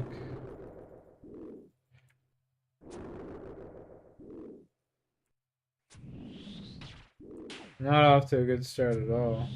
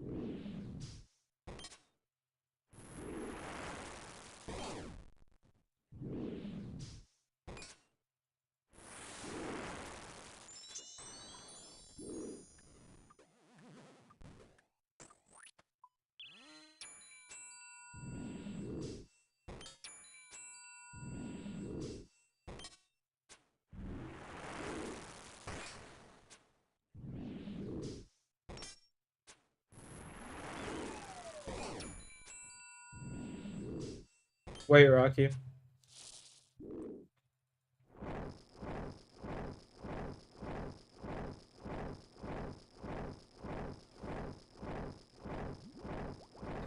Wait.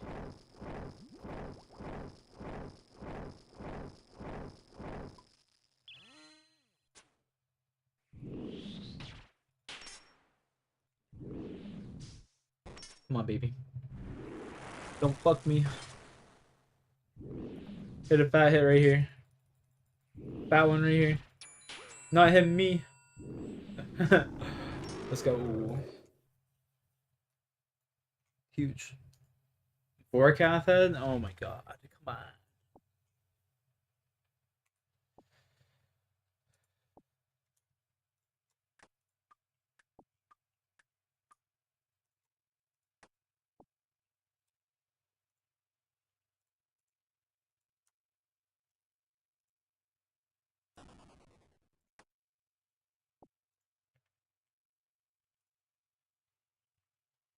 I'm coming, Rocks.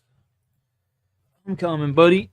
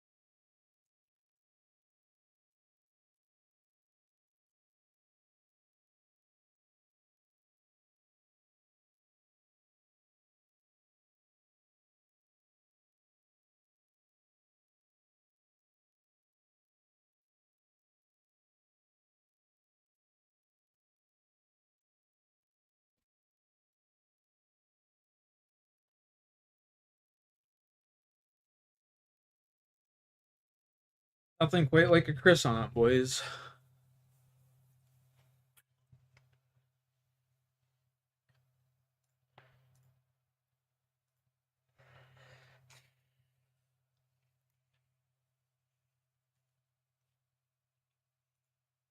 Hey Sob, love the pod. I've called before. This is a different issue. Okay. So my boyfriend went on a trip back to his home country. He moved to the U.S. when he was like 14.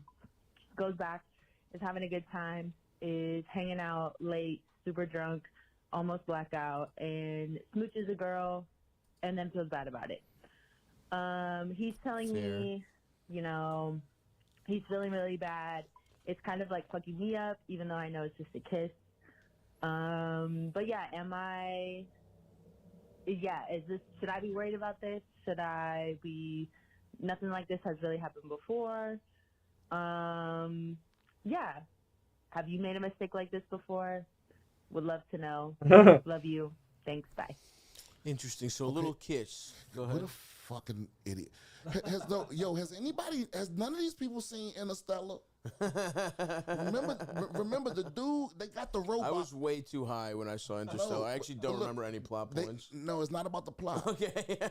he got a robot companion. And the robot is being too honest. And he goes, and the robot goes, my default programming is for 95% honesty because the average human can't handle blah, blah, blah, blah. So he is supposed to be set at like 85 because nobody wants you to, why you telling her that? Right. The only thing that came out of you telling her that you got fucked up and make out with a girl in another country is now she doubting everything.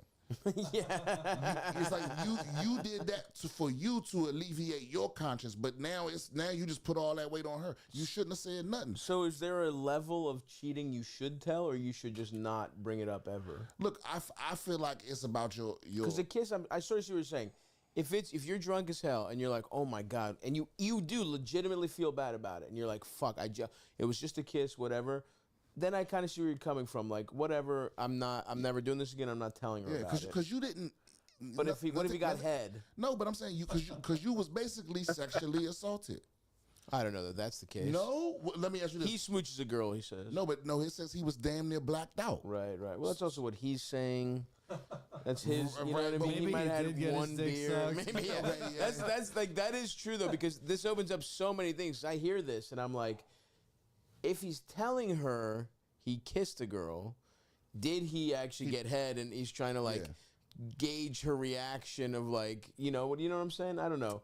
And that if that would be an even crazier supervillain move of like, then he's doing what you're saying, making her feel bad, but he's not even really coming clean. Yeah. This is dumb. This whole come clean shit. You do that when it's irreparable. Like you really did some evil villain shit. You don't. Wait, why don't I have any every mithril? single thing with your partner, every single mistake. What if he was afraid that there's some way he gets back to her, or like maybe there's like to play devil's advocate here, and he does want to make this relationship work, and he does feel bad, and he's just like wants to make sure nobody snitches on him or something. Well, also, look, man, the Buddha says suffering comes from expectations. And here's the God honest truth. Yeah. And I know a lot of people don't think like me, but if my significant other is going to visit their home country without me, I'm just assuming they gonna fuck somebody. You know what I mean? Because if your ex is going back home, anytime anybody I know, when they going back home to where they grew up, to where they escaped from, it's people that they fuck. They're taking a victory lap. It's first loves. Yeah. You know what I mean? It's baby mothers. It's old flames. It's people that didn't see you. When they knew you when you was broke, but now you got a little money, so now you fuckable to them. Yeah. So it's all your temptations are back there. That you beat that game. I also wonder how old these people are. Sorry, fucking yawn at me. But like if they're like in their early 20s, definitely early 20s. Or no, I'm gonna say late 27, 20. Interesting, something like that. But you're right, because if they're early 20s, then I see your point about visiting the home country without her. Like, if it was like a little, you'd think if it's like a little more serious, she's going with, or at least he's inviting her. Yeah, and also this girl's called in for multiple problems, so she don't have a good friend circle. You know, I thought calling the podcast for advice was like a novelty, but she like, nah, this is how I solve This is her everything. support system, and we love her for that. Oh, you know what's crazy? What? The last call she did was on the telemarketers episode. She's the high school teacher wondering how to deal with the students like Andrew Tate obsessed like misogyny. Yeah. Wow, interesting. So now she's maybe gotten herself too high value of a male here. That's what it sounds like. Yes. See, I don't know if does a kiss bother you, Stoppy? I wouldn't be pumped, but it would be like, all right, well, it would be like, it's like I the wouldn't be level of pumped. like, you know, like, I don't know what else somebody, like standing me up 3 times or something. You know what I mean? I'd be like, what the fuck, bitch? Oh, right. It would be like that. It would be like, it's not something we can't get over, but yes, I'm going to be annoyed. But it's something that that's what I mean is it's something that we can get over, but it's also something that I would rather not know. It's like, okay, you went back home, you got real fucked up, you made out with some person. I agree. Just don't tell me. I actually agree with you. If it's, but here's the key: if the person actually really feels like it's a mistake and does want to move, just don't tell me and be a little nicer to me for a couple weeks. You know what I mean? Like, but don't do it right after the vacation because then I'll get suspicious. I think it's for him too, though, because it's like that could be a slippery slope if you like don't come clean that it was That's a kiss, true. because it's like, well, got away with the kiss, overall no big deal. I mean, then it's like, well, I got my cock rubbed over my jeans. I grabbed a tit and I put a tit in my mouth, but my cock didn't come out. And then it's like, well, she rubbed that, it didn't come. Yeah, this is nothing. This is nothing. It's people literally debating about whether giving Usher a lap dance is a violation of your relationship. You know what I mean? Yeah. So it's like, yeah. I mean, where do you stand on that? No, this is not. Oh yeah, that's a violation. Yeah, I agree. This is nothing. This is nothing. I sort of agree, and I think like it's okay, but the thing to be for her is like, you're right, Eldest. That I think it actually is a good sign because it's like, if you really believe him, and he is the kind of guy who wouldn't lie, and he does, you can tell he feels bad. Then this is good that he's just like, he wants to come clean. He wants there to be like honesty in your relationship. And this is something you can get over. You can be upset about it for a while, right? And that's okay. You know, and you also don't want to pretend that you're not upset. And you also, but like just like any kind of violation of trust, the only way to get over it is for him to earn your trust back again. So it's like he just kind of has to prove that he's, honestly, I joke about it, but yeah, do some nice shit, pay a little more attention to you. The same way you earn trust the first way is the way you re-earn it. So it's like, and you just have to be honest about how you feel. I've made this mistake in the past before where I've pretended I'm cool with shit, and then 2 weeks later I'm like, you're a fucking, I make up some argument that doesn't even matter. I'm like, yeah, how fucking dare you? That's what I was about to say. So you have to actually be cool with it. If you don't think you can get over it, just break up with him. Yeah. But if you can actually get over it, then you have to literally do that. You can't keep throwing it in his face. Right. Years and years. And ultimately, it is just a kiss. I'm not, but so it's like we vote. Our vote here, I think, is take some time, but get over it. Don't let this ruin your relationship. It is an honest, not an honest mistake, but it's a mistake that happens. He got swept up, and the fact that he told you, and if he especially feels bad about it, is a good sign. And just like, roll with the punches, unless it is something you think you can't get over. That's not how, I don't feel that way, but ultimately, all this shit is personal, right? So it's like, if you really can't get over it, you're right. And also, if one of your top G high school students somehow riz you up, that'll show him. He has to agree that when you go to prison, he's going to wait. Yeah, that'll show your fucking boyfriend. Fuck one of your students. For real. He just has so much swag.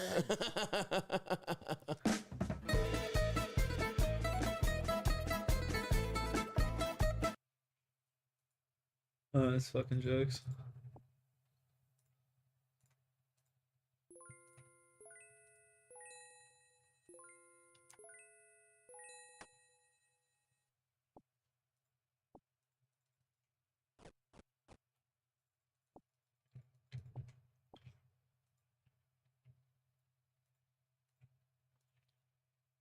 Yo, Zeno, what's up?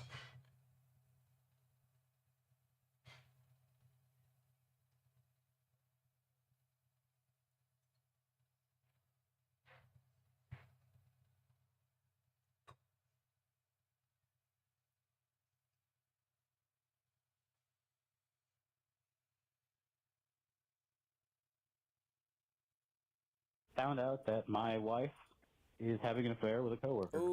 This is a guy that lives out of state, and she's only known for a month. But she recently, connected with him when she was on a work trip in that city. Fuck. I knew something was up when she got back. She was being really weird and distant, so I confronted her about it. And she admitted it. She admitted that she had had a one-night stand. And Fair, bro. that she was fucking really sorry. And so, I decided this is a girl that I Same. married. We're gonna try to fucking work through it. And we did. We had makeup sex, and I was thinking everything would be okay. But I still had a weird feeling about it.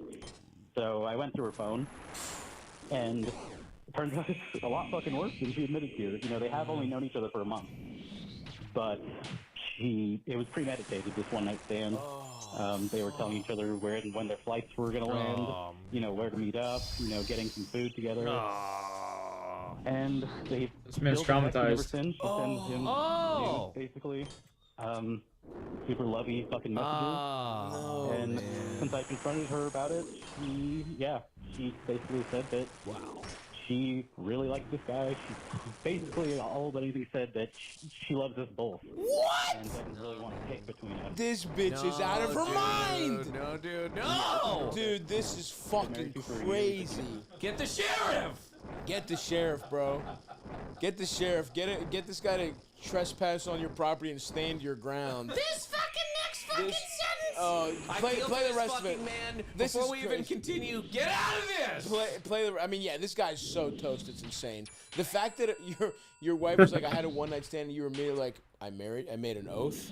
Immediately is crazy. There's a small part of that though, in all seriousness, because the other way I can see that too, right? You cheat on your wife, and she's like, okay, but if it's one, look, everybody can have the fucking thing. You're out there, you know what I mean? Sure. You're at Arby's. I get that.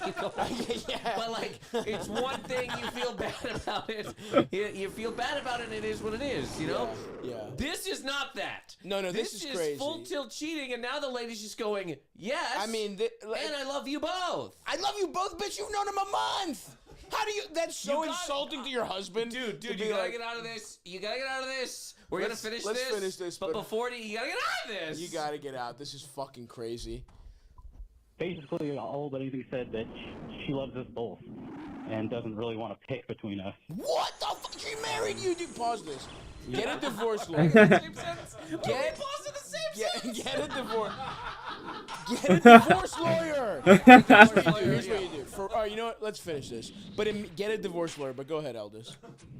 Fuck, we're gonna have to put this out tomorrow. Been I married feel to for bad a for year. this. We've been Call together this guy for back on his personal number. This can't wait to get edited. Get him on the man. horn, dude. Get him on the horn. Pick between us. This is a girl that, I've been married to for a year. We've been together for 5. And I cook all her meals. She's basically like my best friend. And I just kind of don't know what to do, with my life anymore since I've, built it around this relationship so much. It's over, brother. I feel awful for this guy. And not, I'm a decently attractive. Don't go guy, down that on the road, dude. funkier side. I do play music and I have a good time. I know how to get a good time. And Just a chill guy, chat. I just basically want some words of encouragement. If you have any advice, if you've been through something like this, yeah, man. Anything that can kind of I've been cheated on, bro. Help me through it. Help me get a little bit of fucking self-respect. Yes. And even what to do if You know what this guy needs to do? Go fuck her best friend. No. She's out, brother. Yeah. Here's You're the out. thing. More importantly, Okay. you're out. That wants to, but knowing everything that I know now, it's just pretty fucking hard to even imagine what our marriage would be like. It's So, over. There's no marriage. This whore dissolved it. This is about as done as fucking OJ's. May he rest in peace. This one. Oh, I really feel for this guy, man. This sucks. This sucks, man. This is okay, but this is the Here's we pride ourselves on being open-minded, whatever. You need to watch Andrew Tate content for 2 weeks.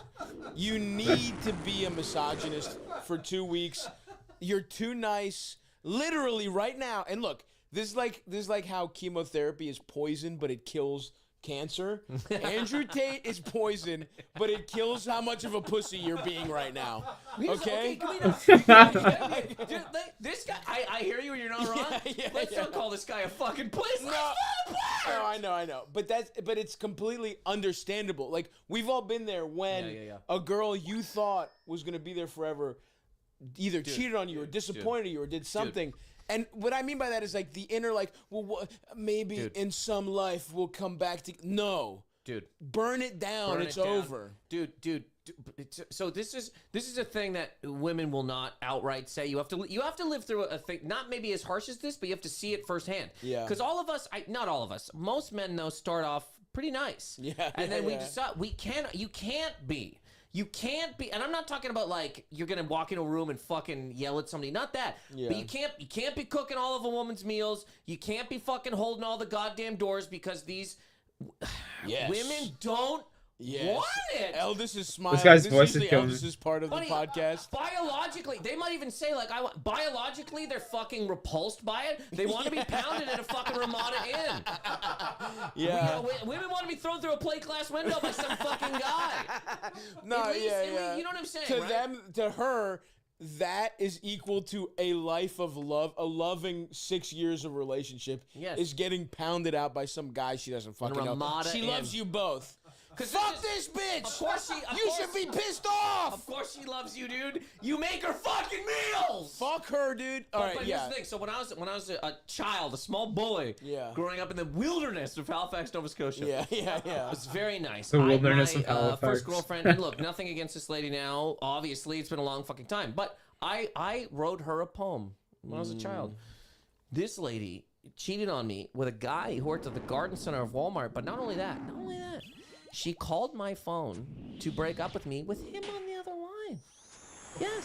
What? Yes. That's crazy. So she's like, it's not gonna work, and I'm weeping because I was in the same boat. I was younger than this dude. We weren't married or anything, but I really was like, this is it, man. Yeah. I'm a fucking dented-headed cocksucker who can't do anything, and I thought it was over. But this guy was on the other line, getting off on the fact that I was fucking upset, dude. That's and crazy. from that fucking Stavros, ask me if I've ever written a fucking lady a poem again. You ever written a lady a poem? No! Never, ever again! Because you can't. So this too, you can make maybe 2 meals a fucking week, and that's for you and her. It's to benefit her too. Women don't fucking want it, man. But you have to live through something like this to understand that biologically they don't fucking want it, dude. But this guy, I feel for him. Get the fuck out of there, dude. Guy's You're not a toast. horrible fucking person. This thing when he's like, She's a horrible person. Yes, she's a terrible. When he's going through, I'm a decently attractive guy. I completely understand why you're thinking that way, but don't try. Well, don't. It's very easy to say, but try not to fucking trash yourself in this deal. You have to do what you said, which is encourage yourself. Fucking, you need some goddamn self-respect. But get out. Get the air fryer, take your one fork, and get the fuck out of this place. Take your one fork. And honestly, I'm not kidding. Make sure you have all your ducks in a row. Like, just be like, I need some time to think about it, and in the meantime, get a divorce lawyer. Make sure you're not, make sure you. I mean, you guys don't have kids. You've only been married a year. It should probably be the kind of thing where there's not a lot of assets, whatever. Like, you're She's both entitled young. to him making her meals every day for the rest of her life. I gotta drive to my ex-wife's house, make her an omelet. By the way, I listened to the first voicemail he sent. He also mentioned she can't cook at all, which is inferred, but I mean, just another little detail. This is crazy, and Eldest is trying to get Eldest is like, you're flaring up Albanian wise right now. You're like, all right, let's get a little more misogynistic. Let's also, she can't even fucking cook, this fucking cock-sucking slob. Doesn't even know her way around a frying pan, by the way. Go ahead, boys. Did a girl ever not cook for you, Nathan? You have something you want to tell us about? Yeah, instead of cooking for me, she blew another guy. But Okay, to our friend here, yes, you got to get out. It's gonna hurt. She is and the fact that this fucking bitch half lied to you and then admitted it. Doesn't even respect you enough to just stop being with you. Man, dude, She's like, oh, she thinks she can fucking have her cake and eat it too, brother. And he's gonna make it. Do not make And the he's cake. gonna make Do it. not make the She fucking wants this cake. man to cuck himself for life. It's She wants him crazy. to sit in the house, make fucking food that she's gonna eat after a long night Insane. of being pounded in the ass in a Ramada Inn. You lose a lot of electrolytes getting your pussy worked over that intensely. Sorry to paint that picture. I know you're really going through it. So, absolutely. Trying to entertain the other people that are not necessarily you. So the words of encouragement are: get out. Listen, whatever Get you all are, the way out. literally get a fucking divorce lawyer. Get all your ducks in a row. Get a place to live. Just get one, and don't even. You don't know her shit, brother. Get it. One day you're gone. You're gone. You're a ghost, bro. Yeah. Get a pack of cigarettes, a fucking truck. Turn on the country music. Get out of there, man. And here's the thing. Now you get to enter into a little bit of like rebuilding yourself, a little bit of that zone where it's like, look, you put all this energy into this woman, and it sucks. Of course, you would prefer to just have a nice marriage. That wasn't in the cards. Put some energy into yourself. You know, get your confidence back. Working out is never. Eldest, not the update for Christ's sake. Get your confidence back. Do whatever it takes. Play some show. You know what I mean? It's easy to get pussy even in a local shitty band. You know, so play a little mute. Play that saxophone. Well, he didn't tell you the name of the band. It's the Pussygetter. Yeah, dude. Get a fresh reed for your sousaphone. I would also assume too. I don't know anything about this, but I mean, it seems as if this wasn't ever great. Who knows? Yeah. He might not know. Yeah, she might have been like behind his back, or it also is relatively early, right? Like been together 5 years, It's a married decent amount of one. time. Married But one. I doubt. I don't know anything, man. And whatever. I don't want to add more to it. But like, yeah, you gotta get out. Gotta get out, rebuild. Do you know there's some women? This is what's really scary. Yeah, let's go, baby. There's some women listening right now that being like, "What's the problem?" They're seriously. There's No some people way. being like, Now you're straw manning. Now you're going a little too far. Oh, we're on a podcast. We're having a good time. All right, I'm back in. I'm back in. Yo, what's up, Bridget? Brooklyn, I guarantee there's a woman out there somewhere that's like, what's the? I mean, no, you've never loved two people, and if her Right. husband married her, he should be able to stand by her. Yeah, he should be able to stand in the kitchen while she walks in covered in cum. What's wrong with that? And look, here's where I will actually. They're wrong, but here's where I will go. That look, there might be guys that want this weird poly bullshit. Of course. That is not this. That is not this. This is someone who, and you know what? Actually, we actually usually see the opposite of this a lot. I talk about this with guys where, and I felt this way in relationships where a woman enters your life, improves you, makes you believe in yourself. You're eating vegetables. You're working out. She's buying you shirts, and all of a sudden, you can get hotter women. And so this happens a lot. The opposite way, where a woman makes a man a better version of himself to the point where he's like, I should get some pussy now. Yes. This is the rare female dirtbag that has the man cooking all her meals, telling her how much he loves her, how much he wants to build a life together. He did that. He built her up to get some fucking dick, and this guy doesn't give a fuck about her. I mean, that's the funny thing is, dude. Here's the beauty of it. You're gonna be gone. Yeah. You're gonna be cooking delicious fucking meals for yourself. This fucking guy is gonna be done with your dumb bitch wife. I'd say the same. In 3 weeks. She's gonna be alone, and she will figure out. She will figure out the absence. Once you're gone, it will hit her like a ton of fucking bricks, and that is the hardest part. Well, once she gets hungry. Yeah. Once the instant oatmeal, it's over. So that's another thing. Is like she is taking you for granted. Now you have to. And a ride. Funny. Yeah, absolutely. She's taking another guy for a ride. This video is fucking hilarious. I landed too. Unbelievable, man. So you gotta get out, and here's the thing. She will reach back out when it hits her. What a fucking idiot she's been. You gotta cut the cord, and you cannot go back. So but you're gonna be in the gym. You're doing pull-ups. You gotta get ripped. This is the time to do it. This is the look. You guys know, for all regular listeners, there are times to be. This is This is when we're like, yep, we got to go a little full misogyny right now. It's the only way around it right now. A situation like this, that's what this guy needs to fuel. Listen to Future. Listen to Future. Hilarious. Get Jack, dude. We Don't Trust You? Yeah, that's a good one. Some classics. That new He's got album, the classics. whole album is straight The one through. where him and Sierra broke up, that mixtape. What was it called? Monster. Monster. Yeah. Monster's great for that. I've definitely spun some. That's a great one. Anyway, good luck, pal. When did he send this, Eldest? Scroll up. Oh, okay. Well, not super recent, but hopefully he's not fucking. Hopefully he hasn't offed himself. He's like, yet. oh, good news. We're all living together. He moved in, yeah. And I've learned how to blow a guy. This is pretty great. You know what? Guy cum doesn't taste that bad. I'll tell you, making 2 meals for people sucks, but everything else is pretty good. Well, you know, I found out buying in bulk actually helps us save a lot of money. Yeah, I think He's in a fucking apron making this guy fucking steak. He's bringing the chicken satay on the platter. She's covered in his jizz. How was fucking her today, man? Pretty good? Okay. It sounded pretty crazy. Sounded cool in there, man. Cool. Sounded pretty fucking cool. Dude.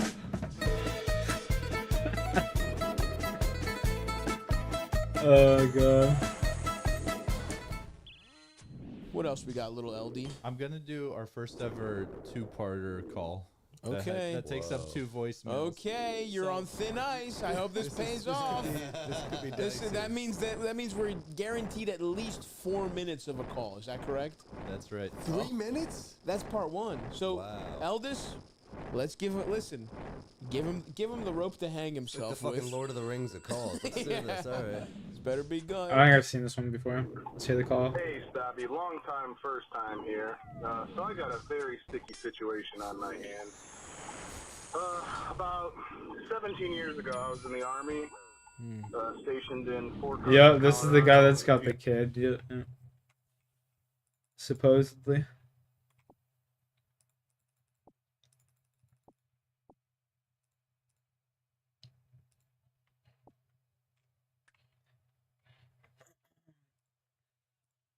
What's the name of that thing? Here, give me a sec, boys.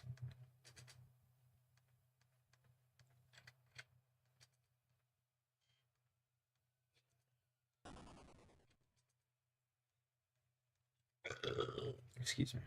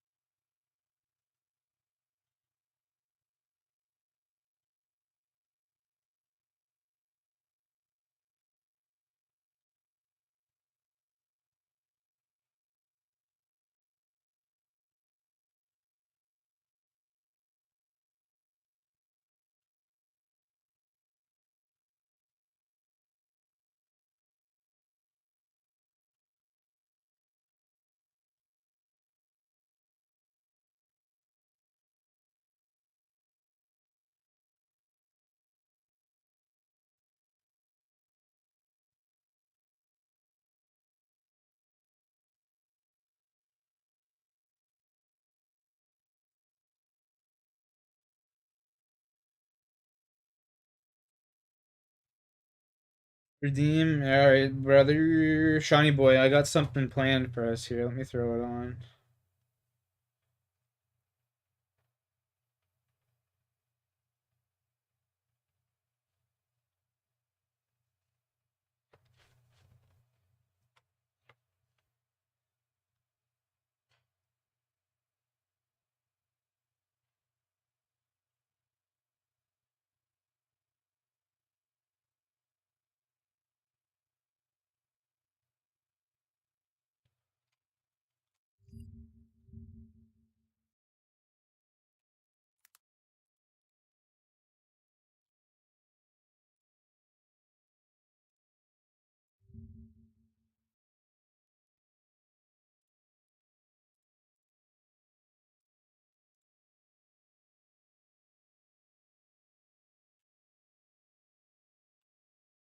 Cheers, bud.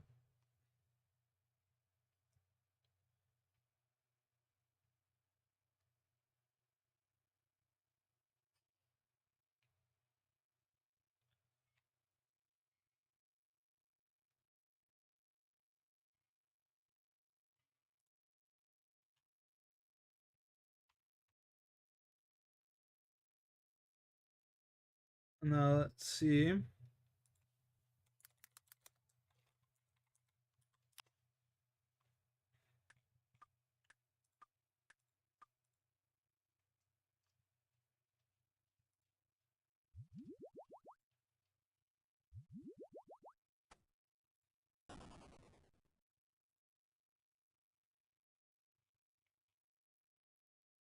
We're on chapter 20.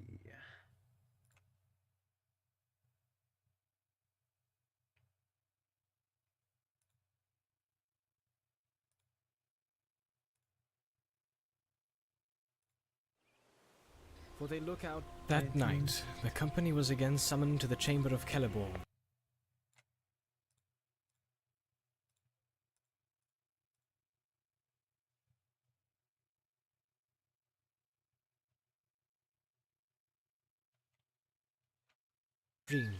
No risk becoming entangled in the forest of Fangorn. That is a strange land, and is now little known. But Boromir and Aragorn doubtless do not need this warning. Indeed, we have heard of Fangorn in Minas Tirith, said Boromir. But what I have heard seems to me for the most part of old wives' tales, such as we tell to our children. All that lies north of Rohan is now to us so far away that fancy can wander freely there. Of old Fangorn lay upon the borders of our realm, but it is now many lives of men since any of us visited it, to prove or disprove the legends that came true, that have come down from distant years. I have myself been at times in Rohan, but I have never crossed it northwards. When I was sent out as a messenger, I passed through the gap by the skirts of the mountains, and crossed the Eisen and the Grey Flood into Northernland. A long and wearisome journey. 400 leagues I reckoned it, and it took me many months, for I lost my horse at Tarbad, at the fording of the Grey Flood. After that journey and the road I have trodden with this company, I do not much doubt that I shall find a way through Rohan, and Fangorn too, if need be. Then I need say no more, said Celeborn. But do not despise the Lord that has come down from distant years, for oft it may chance that old wives keep in memory word of things that once were needful for the wise to know. Now Galadriel rose from the grass, and taking a cup from one of her maidens, she filled it with white mead and gave it to Celeborn. Now is the time to drink the cup of farewell, she said. Drink, Lord of the Galadrim, and let not your heart be sad, though night must follow noon, and already our evening draweth nigh. Then she brought the cup to each of the company, and bade them drink in farewell. But when they had drunk, she commanded them to sit again on the grass, and chairs were set for her and for Celeborn. Her maidens stood silent about her, and a while she looked upon her guests. At last she spoke again. We have drunk the cup of parting, she said, and the shadows fall between us. Before you go, I've brought in my ship gifts, which the Lord and Lady of Galadrim now offer you in memory of Lothlorien. Then she called to each in turn. Here is the gift of Celeborn and Galadriel to the leader of your company, she said to Aragorn. And she gave him a sheath that had been made to fit his sword. It was overlaid with tracery of flowers and leaves wrought of silver and gold, and on it were set in elven runes formed of many gems the name Andúril, and the lineage of the sword. The blade that is drawn from this sheath shall not be stained or broken, even in defeat, she said. But is there aught else that you desire of me at our parting? For darkness will flow between us, and it may be that we shall not meet again, unless it be far hence upon a road that has no returning. And Aragorn answered, Lady, you know all my desire, and long held in keeping the only treasure that I seek. Yet it is not yours to give me, even if you would, and only through darkness shall I come to it. Yet maybe this will lighten your heart, said Galadriel, for it was left in my care to be given to you, should you pass through this land. Then she lifted from her lap a great stone of clear green, set in a silver brooch that was wrought in the likeness of an eagle with outspread wings. And as she held it up, the gem flashed like the sun shining through the leaves of spring. This stone I gave to Calebria, my daughter, and she to hers, and now it comes to you as a token of hope. In this hour, take the name that was foretold for you, Elisar, the elf stone of the house of Elendil. Then Aragorn took the stone and pinned the brooch upon his breast, and those who saw him wondered, for they had not marked before how tall and kingly he stood, and it seemed to them that many years of toil had fallen from his shoulders. For the gifts that you have given me, I thank you, he said. O Lady of Lorien, of whom were sprung Celebrian and Arwen Evenstar, what praise could I say more? The lady bowed her head, and she turned then to Boromir, and to him she gave a belt of gold, and to Merry and Pippin she gave small silver belts, each with a clasp wrought like a golden flower. To Legolas she gave a bow such as the Galadrim use, longer and stouter than the bows of Mirkwood, and strung with a string of elf hair. With it went a quiver of arrows. For you, little gardener and lover of trees, she said to Sam, I have only a small gift.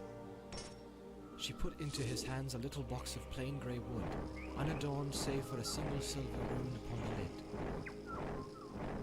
Here is set G for Galadriel, she said, but also it may stand for garden. In this box there is earth for my orchard, and such blessings as Galadriel has still to bestow is upon it. It will not keep you on your road, nor defend you against any peril, but if you keep it and see your home again at last, then perhaps it may reward you. Though you should find all barren and laid waste, there will be few gardens in Middle-earth that will bloom like your garden, if you sprinkle this earth there. Then you may remember Galadriel, and catch a glimpse far off of Lorien, that you have seen only in our winter. For our spring and our summer are gone, and they will never be seen on earth again, save remember. Sam went red to the ears and muttered something inaudible, as he clutched the box and bowed as well as he could. And what gift for the dwarf? Ask of the elves, said Galadriel, turning to Gimli. None, lady, answered Gimli. It is enough for me to have seen the Lady of the Galadriel, and to have heard her gentle words. Hear, all ye elves, she cried to those about her. Let none say again that dwarves are grasping and ungracious. Yet surely, Gimli, son of Gloin, you desire something that I could give. Name it, I bid you. You shall not be the only guest without a gift. There is nothing, Lady Galadriel, said Gimli, bowing low and stammering. Nothing, unless it might be, unless it is permitted to ask, nay, to name a single strand of your hair, which surpasseth the gold of the earth as the stars surpass the gems of the mine. I do not ask for such a gift. Fucking level 1000? That's crazy. He must have been playing like 18 plus hours a day. And Celeborn gazed at the dwarf in wonder. But the lady smiled. That's crazy. It is said that the skill of the dwarves is in their hands rather than in their tongues, she said. Yet that is not true of Gimli. For none have ever made to me a request so bold, and yet so courteous. And how shall I refuse, since I commanded him to speak? But tell me, what would you do with such a gift? Treasure it, lady, he answered, in memory of your words to me at our first meeting. And if ever I return to the smithies of my home, it shall be set in imperishable crystal, to be an heirloom of my house, and a pledge of goodwill between the mountain and the woods, until the end of days. Then the lady unbraided one of her longest tresses, cut off 3 golden hairs, and laid them in Gimli's hand. These words shall go with the gift, she said. I do not foretell, for all foretelling is now in vain. On the one hand lies darkness, and on the other... Prestige 55 or whatever, 50 but if hope million? should not fail, then I say to Holy you, fuck. Gimli, son of Gloin, that your hands shall flow. I'm with guessing I gold, only had to get 25 mil because of yet the double over XP you gold weekend. shall have no dominion. You know? And you, ring bearer, That's she crazy. said, turning to Frodo. I come to you last, who are not last in my thoughts. For you, I have prepared this. She held up a small crystal phial. It glittered as she moved it, and rays of white light sprang from her hand. In this phial, she said, is caught the light of Erendil's star, set amid the waters of my fountain. It will shine still brighter when the night is about you. May it be a light to you in dark places, when all other lights go out. Remember Galadriel and her mirror. Frodo took the phial, and for a moment as it shone between them, he saw her again standing like a queen, great and beautiful, but no longer terrible. He bowed, but found no words to say. Now the lady arose, and Celeborn led them back to the hive. A yellow noon lay upon the green land of the tongue, and the water glittered with silver. All at last was made ready. The company took their places in the boats as before, crying farewell. The elves of Lorien with long grey poles thrust them out into the flowing stream, and the rippling waters bore them slowly away. The travellers sat still without moving or speaking.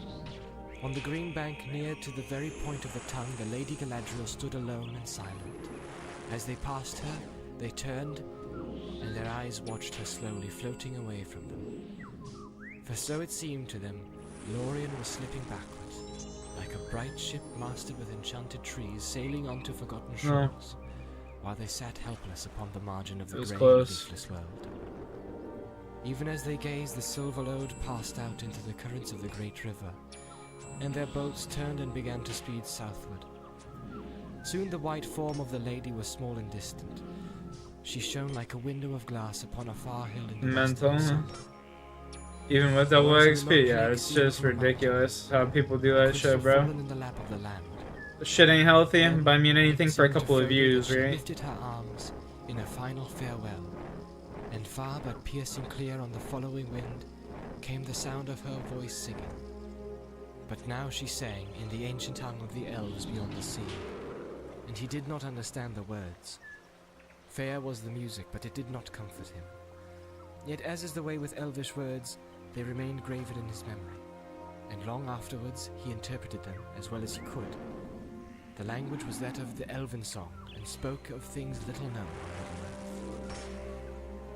Ai lauriel lanter lassi surien, Jeni ujo nottime vevraner alderon, Jeni velinte julderan varier mio romardi, lissemir ovureva, Andunne bella vardo telumar nuluini, Jassen tintilariellini, O Mario arrientari lirien, Si mani julmaninen quantuva. Let me do it again. They just hit the reset prestige button. Ar irietti rundulave lumbole, Ar sinda noriello caita morniei falmalinari imbemet, Ar hissie, Intupa calakirio mirioigale, Si vanwana, Romelo vanwa valimar, Namarie, Nai hiruvalje valimar, Naielje hiruval, Namarie. Ah, like gold fall the leaves in the wind, long years numberless, as the wings of the trees. The years have passed like swift draughts of sweet mead and softly holds beyond the west, beneath the blue vaults of Varda, where the stars tremble in the song of her voice, holy and queenly. Who now shall refill the cupful?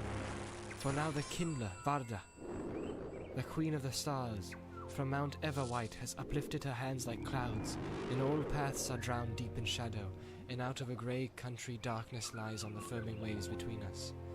And mist covers the jewels of Kelasiria forever. Now lost to those from the east is Valimar. Farewell. Maybe thou shalt find Valimar. Maybe even thou shalt find it. Farewell.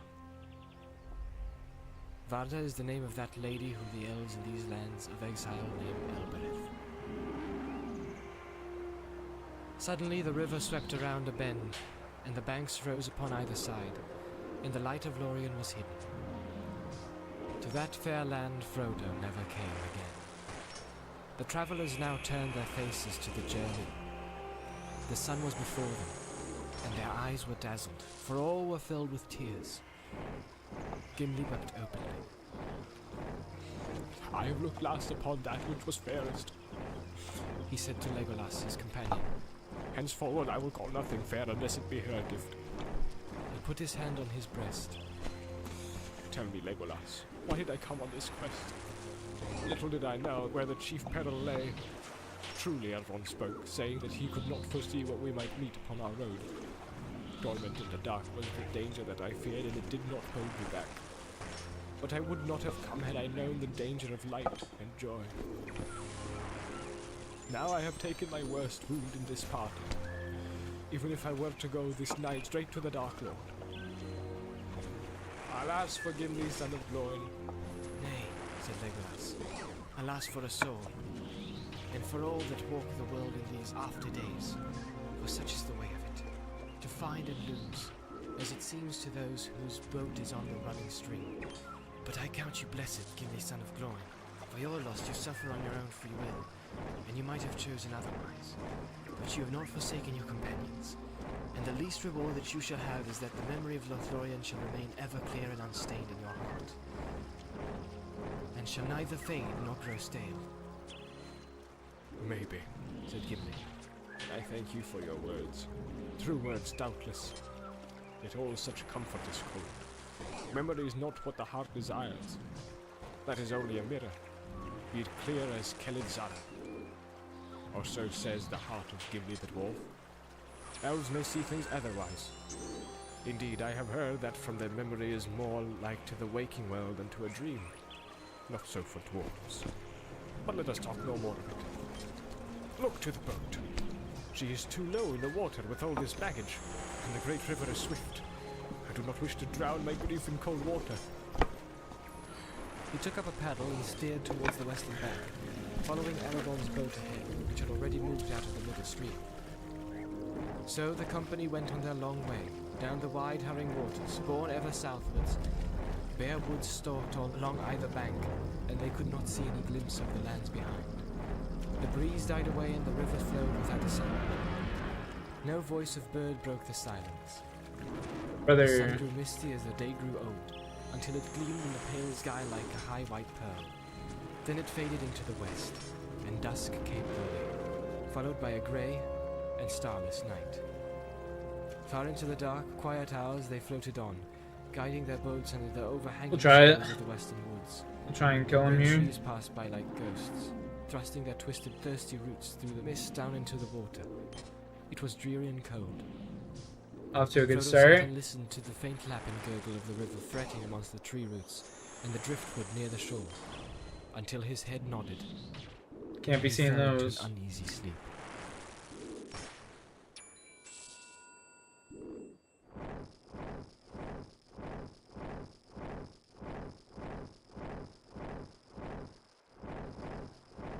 Frodo was roused by Sam. He found that he was lying. He was aroused by Sam. Whoa, pause. Corner of the woodlands on the west bank of the great river, Anduin. He had slept the night away, and the grey morning was dim among the bare branches. Gimli was busy with a small fire near at hand. They started again, before the day was broad. Not that most of the company were eager to hurry southwards. They were content that the decision, which they must make at latest when they came to Rauros and the Tindrock Isle, still lay some days ahead, and they let the river bear them on at its own pace, having no desire to hasten towards Hey yo! And I didn't write the book. Aragorn led them drift with the stream as they wished, husbanding their strength against weariness to come. But he insisted that at least they should start early each day and journey far into the evening, for he felt in his heart the time was pressing, and he feared that the Dark Lord had not been idle while they lingered in Lorien. Nonetheless, they saw no sign of an enemy that day, nor the next. The dull grey hours passed without event. As the third day of their voyage wore on, the lands changed slowly. The trees thinned and then failed altogether. On the eastern bank to their left they saw long, formless slopes stretching up and away towards the sky. Brown and withered they looked, as if fire had passed over them, leaving no living blade of green, and unfriendly waste, without even a broken tree or a bold stone to relieve the emptiness. They had come to the brown lands that lay, vast and desolate, between southern Mirkwood and the hills of the Emyn Muil. What pestilence or war or evil deed of the enemy had so blasted all that region, even Aragorn could not tell. That was Upon my the west, to their right, the land was treeless 1337th kill. but it was Elite. flat, and in many places green with wide plains of grass. On this side of the river they passed forests of great reeds, so tall that they shut out all view to the west, as the little boats went rustling by along their fluttering borders, their dark withered plumes bent and tossed in the light cold airs, hissing softly and sadly. Here and there through openings Frodo could catch sudden glimpses of rolling meads, and far beyond them hills in the sunset, and away on the edge of sight a dark line, where marched the southernmost ranks of the misty mountains. There was no sign of living, moving things save birds. Fire Of number. these there were many, small fowl whistling and piping in the reeds, but they were seldom seen. Once or twice the travellers heard the rush and whine of swan wings, and looking up they saw a great phalanx streaming along the sky. Swans! Said Sam. Swans. This guy's got 44,000 fucking kills. Yes. No, this guy's gotta be a bot. And they are black swans. How wide and empty and mournful all this country looks, said Frodo. I always imagined that as one journeyed south it got warmer and merrier, until winter was left behind forever. There's no way. We have not journeyed far south yet, answered Aragorn. It is still winter, and we are far from the sea. Here the world is cold until the sudden spring, and we may yet have snow again. Far away down in the bay of Belfalos, to which Anduin runs, it is warm and merry maybe, or would be, but for the enemy. 44,000 isn't even But here we are not near above the 60 top. leagues, I guess, south of the South Farthing away in your shire, hundreds of longer miles yonder. You are looking now southwest across the north plains of the Riddermark. Rohan, the land of the horse lords. 44. Ere long we shall come to the mouth of the Limelight that runs down. Ali, he's 158th in the That is world. north boundary of Rohan. And of Jesus. all that lay between Limelight and the White Mountains belonged to the Rohirrim. It is a rich and pleasant land, and its grass has no rival. But in these evil days, folk do not dwell by the river, or ride often to its shores. Anduin is wide, yet the orcs can shoot their arrows far across the stream. 49,000th in the world. The Huey Codal, They have dared to 13,000. cross the water and raid the Spurious, herds and studs 16. of Rohan. KBD, 52. Sam looked from bank to bank uneasily. The trees had seemed hostile before, as if they harbored secret eyes and lurking dangers. Now he wished that the trees were still there. He felt that the company was too naked, afloat in the little open boats in the midst of shelterless lands, and on a river that was the frontier of war. In the next day or two, as they went on, borne steadily southwards, this feeling of insecurity grew on all the company. For the whole day they took to their paddles and hastened forward. The banks slid by. Soon the river broadened and grew more shallow. Long stony beaches lay upon the east, and there were gravel shoals in the water, so that careful steering was needed. The brown lands rose into bleak wolds, over which flowed a chill air from the east. On the other side the meads had become rolling downs of withered grass amid the land of fen and tussock. Frodo shivered, thinking of the lawns and fountains, the clear sun and gentle rains of Lothlorien. There was little speech and no laughter. 40 fucking thousand, dude. Each member I of mean, the it's company possible, was busy with his but- own thoughts. The heart of Legolas was running under Is the it stars Ansia? of a summer night in some He said northern good glade morning. amid the beech woods. Gimli was fingering gold in his mind and wondering if it were Yeah. fit to be wrought into the housing of the lady's gift. Merry and Pippin in the middle boat were ill at ease, for Boromir sat muttering to himself, sometimes biting his nails, as if some restlessness or doubt consumed him, sometimes seizing a paddle and driving the boat close behind Aragorn's. Then Pippin, who sat in the bow looking back, caught a queer gleam in his eye as he peered forward, gazing at Frodo. Sam had long ago made up his mind that, though boats were maybe not as dangerous as he'd been brought up to believe, they were far more uncomfortable than even he had imagined. He was cramped and miserable, having nothing to do but stare at the winterlands crawling by and the grey water on either side of him. Even when the paddles were in use, they did not trust Sam with one. As dusk grew down on the fourth day, he was looking back over the bowed heads of Frodo and Aragorn and the following boats. He was drowsy and longed for camp and the feel of earth under his toes. Suddenly something caught his sight. At first he stared at it listlessly. Then he sat up and rubbed his eyes. But when he looked again he could not see it anymore. That night they camped on a small ayat close to the western bank. Sam lay rolled in blankets beside Frodo. I had a funny dream an hour or two before we stopped, Mr. Frodo. He said. Or maybe it wasn't a dream. Funny it was anyway. Well, what was it? Said Frodo, knowing that Sam would not settle down until he had told his tale, whatever it was. I haven't seen or thought of anything to make me smile since we left Lothlorien. It wasn't funny that way, Mr. Frodo. It was queer. All wrong if it wasn't a dream.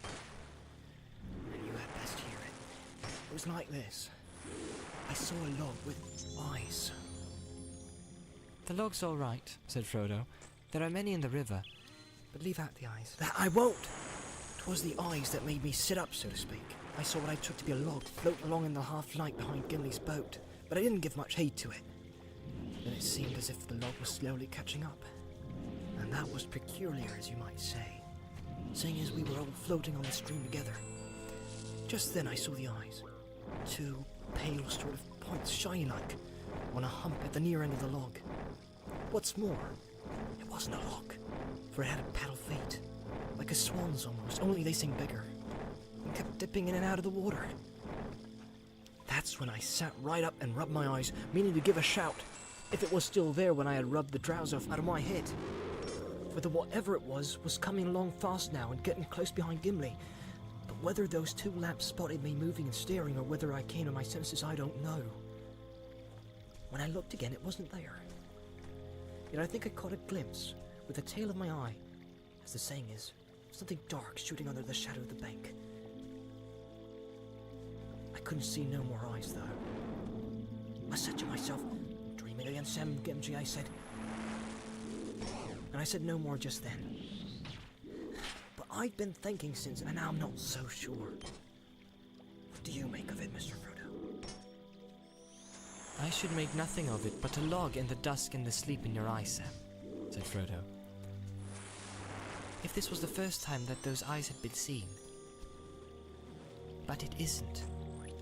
I saw them way back north before you reached Lorien. And I saw a strange creature with eyes climbing to the flat that night. Aldia saw it too. And do you remember the report of the elves that went after the Orc Band? Ah, said Sam. I do. And I remember more too.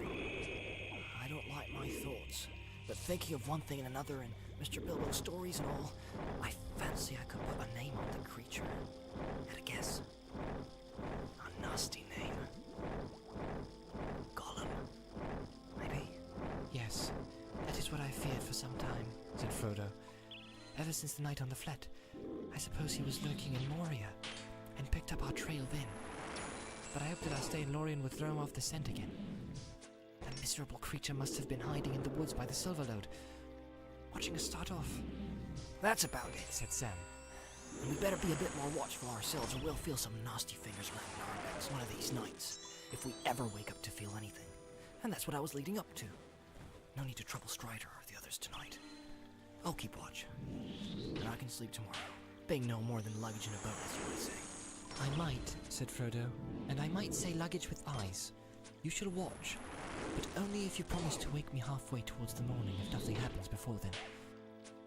In the dead hours, Frodo came out of a deep dark sleep to find Sam shaking him. It's a shame to wake you, whispered Sam. But that's what you said. There's nothing to tell. Not much. I thought I heard some soft splashing and a sniffing noise a while back. But you hear a lot of such queer sounds by a river at night. He lay down and Frodo sat up, huddled in his blankets, and fought off his sleep. Minutes or hours passed slowly, and nothing happened. Frodo was just yielding to the temptation to lie down again when a dark shape, hardly visible, floated close to one of the moored boats. A long whitish hand could be dimly seen as it shot out and grabbed the gunwale. Two pale lamp-like eyes shone coldly as they peered inside, and then they lifted and gazed up at Frodo on the ayat. They were not more than a yard or two away, and Frodo heard the soft hiss of intaken breath. He stood up, drawing Sting from his sheath, then faced the eyes. Immediately their light was shut off. There was another hiss and a splash, and the Dark Lord shape shot away downstream into the night. Aragorn stirred in his sleep, turned over, and sat up. "What is it?" he whispered, springing up and coming to Frodo. "I felt something in my sleep. Why have you drawn your sword?" Gollum, answered Frodo. or at least so I guess. "Ah," said Aragorn. "So you know about our little footpad, do you? He padded after us all through Moria and right down to Nimrodel. Since we took to boats, he has been lying on a log and paddling with his hands and feet. I've tried to catch him once or twice at night, but he is slyer than a fox and slippery as a fish. I hoped the river voyage would beat him, but he is too clever a waterman. We shall have to try going faster tomorrow. You lie down now, and I will keep watch for what is left of the night. I wish I could lay my hands on the wretch. We might make him useful. But if I cannot, we shall have to try and lose him. He is very dangerous. Quite apart from murder by night on his own account, he may put any enemy that is about on our track." The night passed without Gollum showing so much as a shadow again.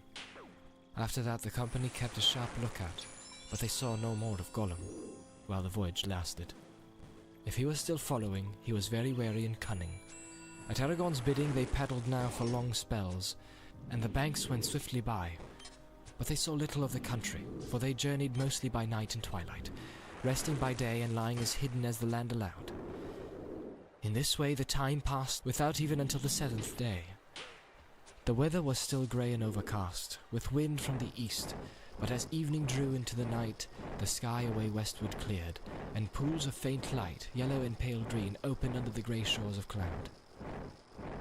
There, the white rind of the new moon could be seen glimmering in the remote lakes. Sam looked at it and puckered his brows. The next day, the country on either side began to change rapidly. The banks began to rise and grow stony.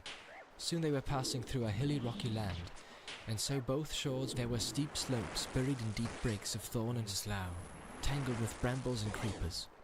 Behind them stood low, crumbling cliffs and chimneys of grey weathered stone, dark with ivy. And beyond these again there rose high ridges crowned with wind-writhen firs. They were drawing near to the grey hill country of the Emin Muil, the southern march of Wilderland. There were many birds about the cliffs and the rock chimneys, and all day high in the air flocks of birds had been circling, black against the pale sky.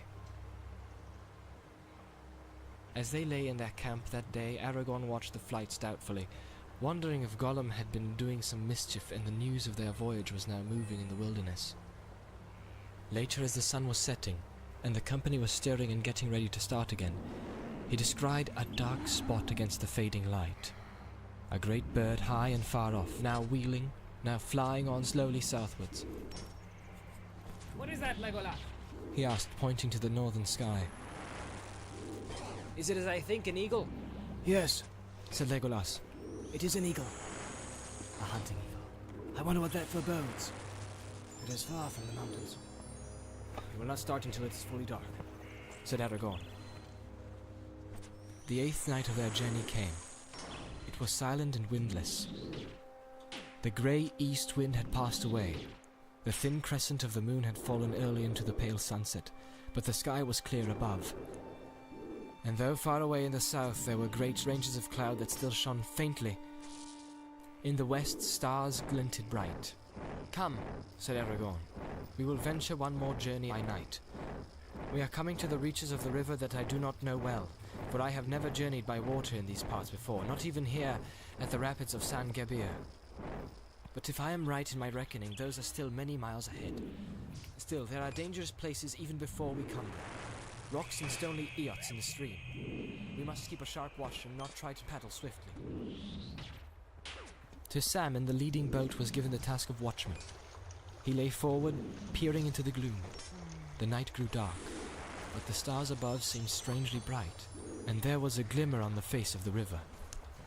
It was close on midnight, and they had been drifting for some while, hardly using the paddles, when suddenly Sam cried out. Only a few yards ahead, dark shapes loomed up in the stream, and he heard the swirl of racing water.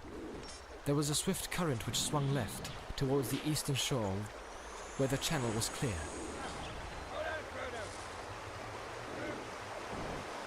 As they were swept aside, the travelers could see, now very close, the pale foam of the river lashing against sharp rocks that were thrust out far into the stream like a ridge of teeth. The boats were all huddled together, shouted Boromir as his boat bumped into the leader.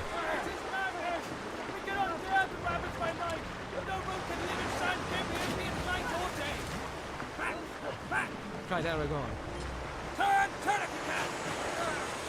He drove his paddle into the water, trying to hold the boat and bring it round. I'm out of my reckoning. He said to Frodo. I did not know that he had come so far. Anduin blows faster than I thought. San Gebir must be close at hand already. With great efforts they checked the boats and slowly brought them about. But at first they could make only small headway against the current. And all the time they were carried nearer and nearer to the east bank. Now dark and ominous it loomed up in the night. Oh, I'm so lucky. RNG was on my side right there, holy shit. Dragon fruit seed too. Even as he spoke, Frodo felt the keel beneath him grate upon stone. At that moment there was a twang of bowstrings. Several arrows whistled over them, and some fell among them. One smote Frodo between the shoulders, and he lurched forward with a cry, letting go his paddle, but the arrow fell back, foiled by his hidden coat of mail. Another passed through Aragorn's hood, and a third stood fast in the gunwale of the second boat, close by Merry's hand. Sam thought he could glimpse black figures running to and fro upon the long single banks that lay under the eastern shore. They seemed very near. Here, said Legolas, falling into his own tongue. Orcs!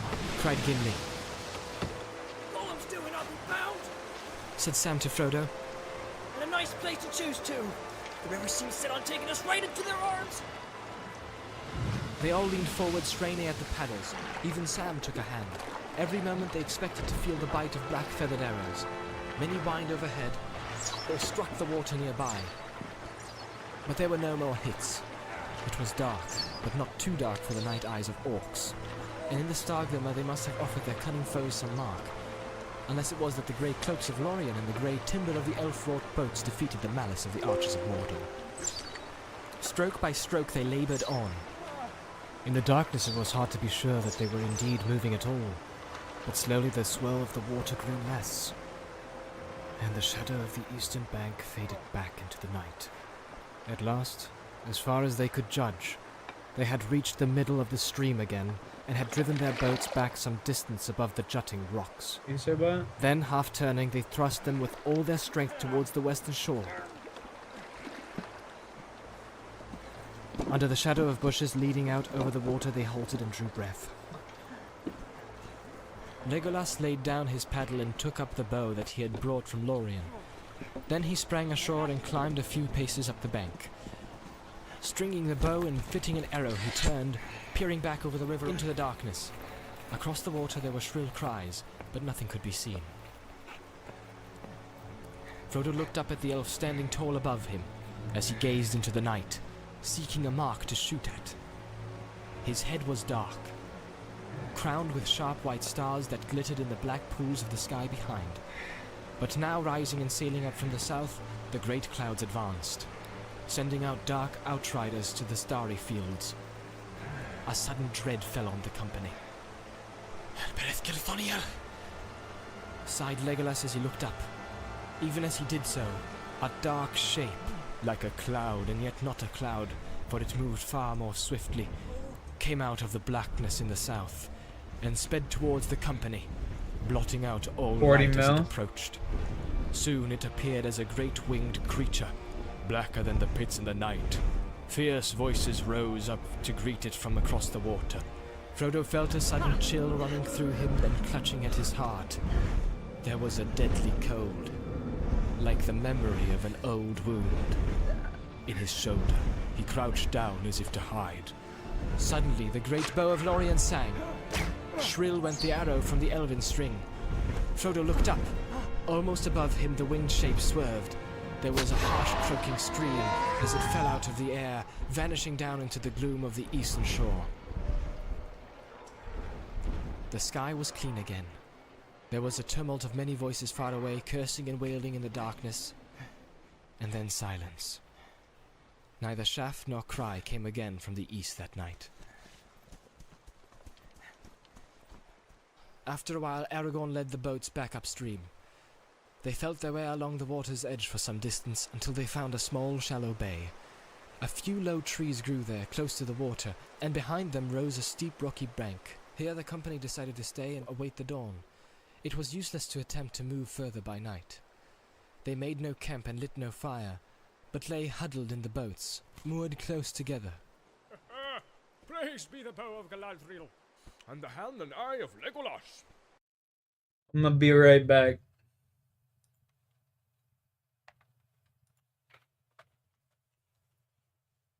Yes, I don't even need that open.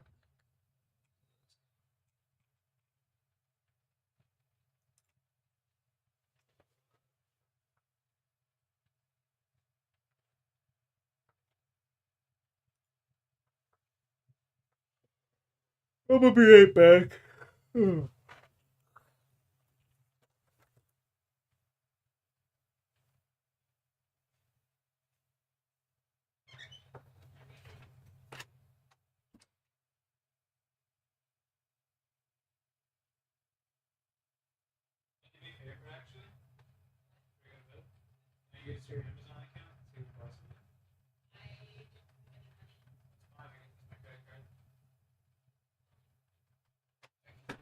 Is that cool? Yeah, that's what I'm saying. I want to do it tonight. It's Cyber Monday sale. Yeah, well, the fucking sale's going on anyway, so it'll be here tomorrow. You know what I'm saying? We got things we gotta do.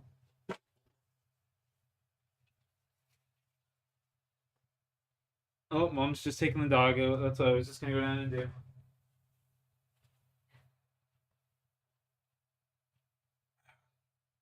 When are we doing this? I got the card. Just give me your phone on the thing and I'll enter it in and shit.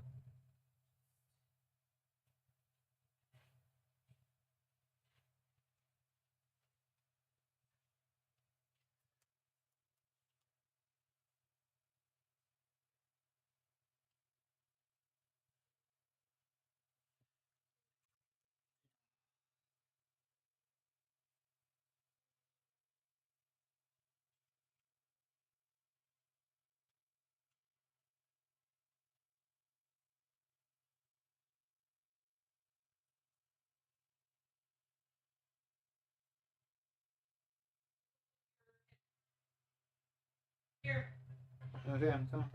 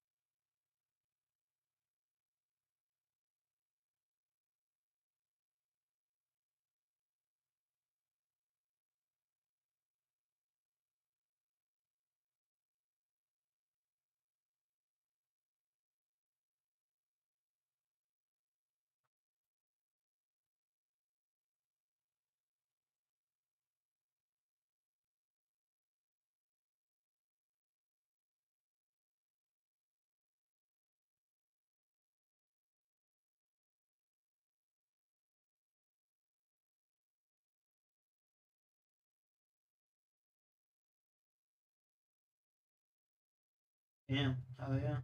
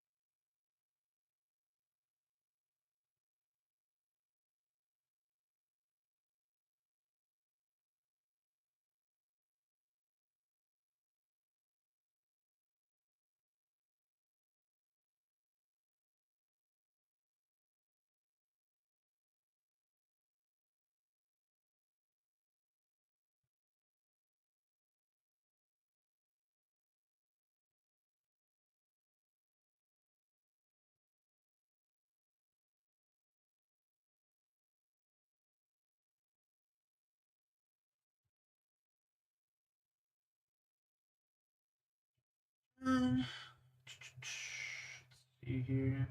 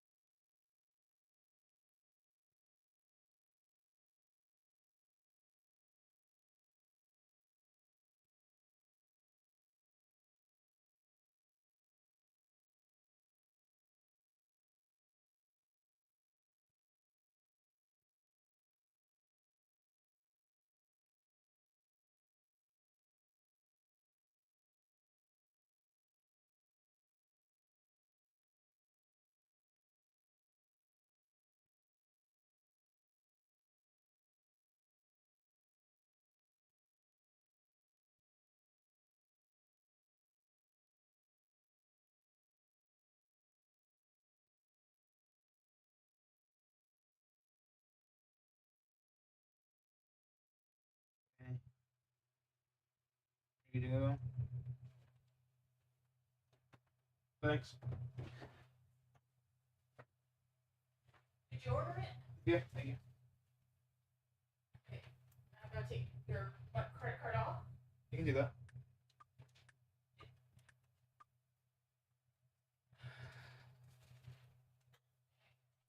Or just don't use it. It's cool too. I have it locked usually, so it's not like you'd be able to. Well, no, I want to make sure because I don't want to turn.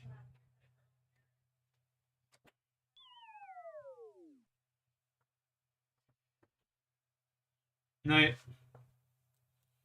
Cool. PS5 controller required.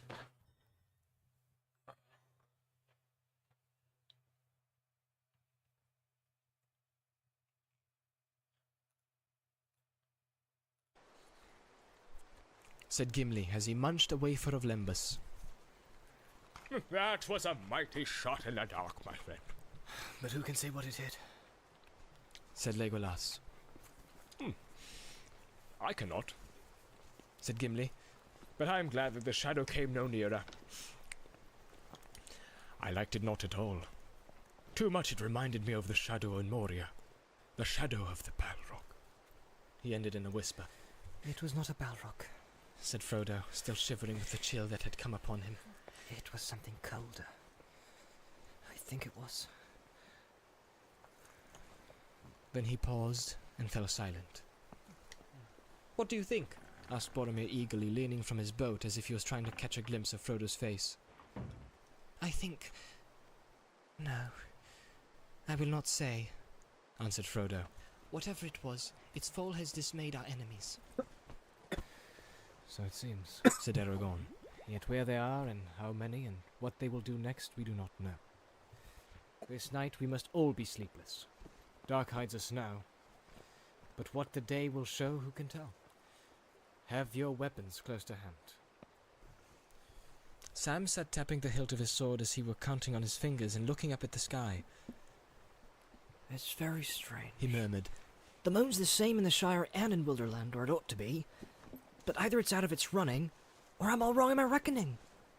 You remember, Mr. Frodo, the moon was waning as we lay on the flat up in that tree. A week from the full, I reckon. And we'd been a week on the way last night when up pops a new moon as thin as a nail paring. As if we had never stayed no time in the Elvish country. Well, I can remember 3 nights there for certain, and I seem to remember several more, but I would take my oath that it was never a whole month. Anyone would think that time did not count in there. And perhaps that was the way of it, said Frodo.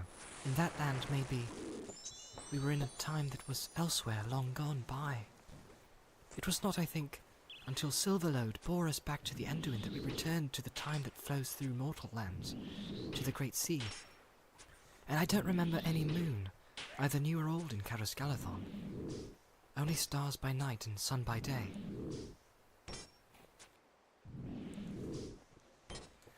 Legolas stirred in his boat. Nay, time does not tarry ever, he said. But change and growth is not in all things and places alike. For the elves the world moves, and it moves both very swift and very slow. Swift because they themselves change little, and all else fleets by. It is a grief to them. Slow because they do not count the running years, not for themselves. The passing seasons are but ripples ever repeated in the long, long stream. Yet beneath the sun all things must wear to an end at last. But the wearing is slow in Lorien, said Frodo. The power of the lady is on it. Rich are the hours, though short they seem in Carascalathon. Where Galadriel wields the elven ring. That should not have been said outside Lorien, not even to me, said Aragorn. Speak no more of it. But so it is, Sam. In that land you lost your count. Their time flowed swiftly by us, as for the elves. The old moon passed, and a new moon waxed and waned in the world outside, while we tarried there. And yestereve a new moon came again. Winter is nearly gone. Time flows on to a spring of little hope. The night passed silently. No voice or call was heard again across the water. The travelers huddled in their boats felt the changing of the weather. The air grew warm and very still under the great moist clouds that had floated up from the south and the distant seas. The rushing of the river over the rocks of the rapids seemed to grow louder and closer. The twigs of the trees above them began to drip. When the day came, the mood of the world about them had become soft and sad. Slowly the dawn grew to a pale light, diffused and shadowless. There was mist on the river, and white fog swathed the shore. The far bank could not be seen. Oh, I can't ride fog, said Sam. But this seems to be a lucky one. Now perhaps we can get away without those cursed goblins seeking us. Perhaps so, said Aragorn. But it will be hard to find the path unless the fog lifts a little later on. And we must find the path if we are to pass the Sarn Gebir and come to the Emin Muil. I do not see why we should pass the rapids or follow the river any further, said Boromir. If the Emin Muil lie before us, then we can abandon these cockle boats and strike westward and southward until we come to the Entwash and cross into my own land. We can if we are making for Minas Tirith, said Aragorn. But that is not yet agreed. Such a course may be more perilous than it sounds. The Vale of Entwash is flat and fenny, and fog is a deadly peril there for those on foot and laden. I would not abandon our boats until we must. The river is at least a path that cannot be missed. But the enemy holds the eastern bank, objected Boromir. And even if you pass the gates of Argonath and come unmolested to the Tindrock, what will you do then? Leap down the falls and land in the marshes? No, answered Aragorn. Say rather that we will bear our boats by the ancient way to Rauros Foot, and there take to the water again. Do you not know, Boromir, or do you choose to forget the North Stair, and the high seat upon Amonhen that were made in the days of the great kings? I at least have a mind to stand in that high place again, before I decide my course. There, maybe, we shall see some sign that will guide us. Boromir held out long against this choice, but when it became plain that Frodo would follow Aragorn wherever he went, he gave in. It is not the way of the men of Minas Tirith to desert their friends at need, he said, and you will need my strength, if ever you are to reach the Tindrock. To the Tall Isle I go, but no further. Then I shall turn to my home, alone, if my help has not earned the reward of any companionship. The day was now growing, and the fog had lifted a little. It was decided that Aragorn and Legolas should at once go forward along the shore, while the others remained by the boats. Aragorn hoped to find some way in which they could carry both their boats and their luggage to the smoother water beyond the rapids. Boats of the elves would not sink, maybe, he said, but that does not say that we should come through Sarn Gebir alive. None have ever done so yet. Though no road was made by the men of Gondor in this region, for even in their great days their realm did not reach up Anduin beyond the Emin Muil. But there is a portage way somewhere on the western shore, if I can find it. It cannot yet have perished, for light boats used to journey out of Wilderland down to Osgiliath, and still did so until a few years ago. And the orcs of Mordor began to multiply. Seldom in my life has any boat come out of the north from the orcs' prowl on the east shore. If you go forward, peril will grow with every mile, even if you find a path. Peril lies ahead on every southward road, answered Aragorn. Wait for us one day. If we do not return in that time, you will know that evil has indeed befallen us. Then you must take a new leader, and follow him as best you can. It was with a heavy heart that Frodo saw Aragorn and Legolas climb the steep bank and vanish into the mists. But his fears proved groundless. Only 2 or 3 hours had passed, and it was barely midday when the shadowy shapes of the explorers appeared again. All is well, said Aragorn, as he clambered down the bank. There is a track, and it leads to a good landing that is still serviceable. The distance is not great. The head of the rapids is but half a mile below us, and they are little more than a mile long. Not far beyond them, the stream becomes clear and smooth again, though it runs swiftly. Our hardest task will be to get our boats and baggage to the old portage way. We have found it, but it lies well back from the waterside here, and runs under the lee of a rock wall, and a furlong or more from the shore. We did not find where the northward landing lies. If it still remains, we must have passed it yesterday night. We might labor far upstream and yet miss it in the fog. I fear we must leave the river now, and make for Portage Way as best we can from here. That would not be easy, even if we were all men, said Boromir. Yet such as we are, we will try it, said Aragorn. Aye, we will, said Gimli. The legs of men will lag on a rough road, while a dwarf goes on. Be the burden twice his own weight, Master Boromir. The task proved hard indeed, yet in the end it was done. The goods were taken out of the boats and brought to the top of the bank, where there was a level space. Then the boats were drawn out of the water and carried up. They were far less heavy than any had expected. Of what tree growing in the Elvish country they were made, not even Legolas knew, but the wood was tough and yet strangely light. Merry and Pippin alone could carry their boat with ease along the flat. Nonetheless, it needed the strength of the 2 men to lift and hold them over the ground that the company now had to cross. It sloped up away from the river, a tumbled waste of grey limestone boulders, with many hidden holes shrouded with weeds and brushes. There were thickets of brambles and sheer dells, and here and there boggy pools fed by waters trickling from the terraces further inland. One by one, Boromir and Aragorn carried the boats, while the others toiled and scrambled after them with the baggage. At last all was removed and laid on the portage way. Then, with little further hindrance save from sprawling briars and many fallen stones, they moved forward altogether. Fog still hung in veils upon the crumbling rock wall, and to their left mist shrouded the river. They could hear it rushing and foaming over the sharp shells and stony teeth of Sarngabir, but they could not see it. Twice they made the journey, before all was brought safe to the southern landing.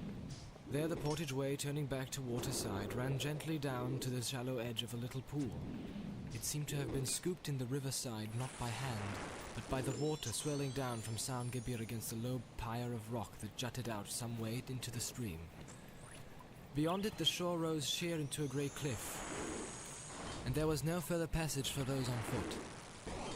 Already the short afternoon was past, and a dim cloudy dusk was closing in. They sat beside the water listening to the confused rush and roar of the rapids hidden in the mist. They were tired and sleepy, and their hearts were as gloomy as the dying day. Well, here we are, and here we must pass another night, said Boromir. We need sleep, and even if Aragorn had a mind to pass the gates of Argonath by night, we are all too tired. Except, no doubt, our sturdy dwarf. Gimli made no reply. He was nodding as he sat. Oak machine, swear it was good. Now, said Aragorn. Tomorrow we must journey by day again, unless the weather changes once more and cheats us.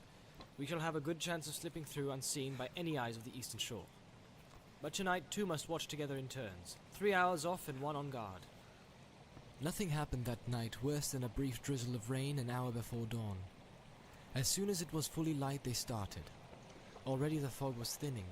They kept as close as they could to the western side, and they could see the dim shapes of the low cliffs rising ever higher, shadowy walls with their feet in the hurrying river. In the mid-morning the clouds drew down lower, and it began to rain heavily. They drew the skin covers over their boats to prevent them from being flooded, and drifted on. Little could be seen before them or about them. Oh, what the fuck am I doing, bro? I just came here with no food.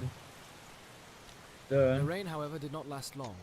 Slowly the sky above grew lighter, and then suddenly the clouds broke, and their draggled fringes trailed away northward up the river. The fogs and mists were gone.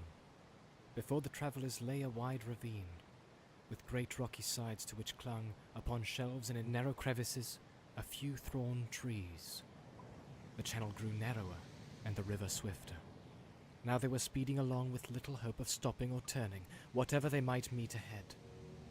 Over them was a lane of pale blue sky, around them the dark overshadowed river, and before them, black, shutting out the sun, the hills of Emimuil, in which no opening could be seen. Frodo, peering forward, saw in the distance two great rocks approaching. Like great pinnacles or pillars of stone they seemed. Tall and sheer and ominous they stood upon either side of the stream.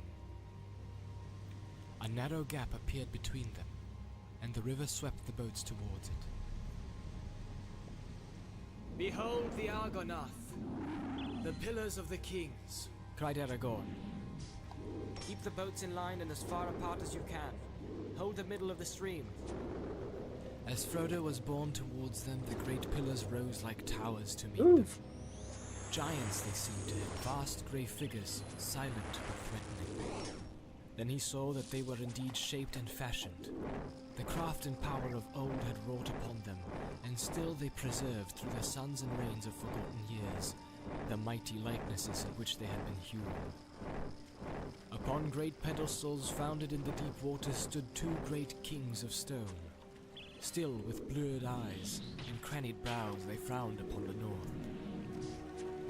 The left hand of each was raised palm outwards in gesture of warning. In each right hand there was an axe. Upon each head there was a crumbling helm and crown. Great power and majesty they still wore, the silent wardens of a long-vanished kingdom. Awe and fear fell upon Frodo, and he covered down, shutting his eyes and not daring to look up as the boat drew near. Even Boromir bowed his head as the boats whirled by, frail and fleeting as little leaves, under the enduring shadow of the sentinels of Númenor. So they passed into the dark chasm of the gates. Sheer rose the dreadful cliffs to unguessed heights on either side. Far off was the dim sky. The black waters roared and echoed, and a wind screamed over them.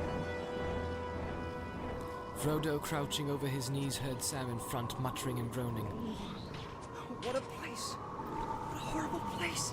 Just let me get out of this boat and I'll never wet my toes in a puddle again, let alone a river. Fear not, said a strange voice behind him.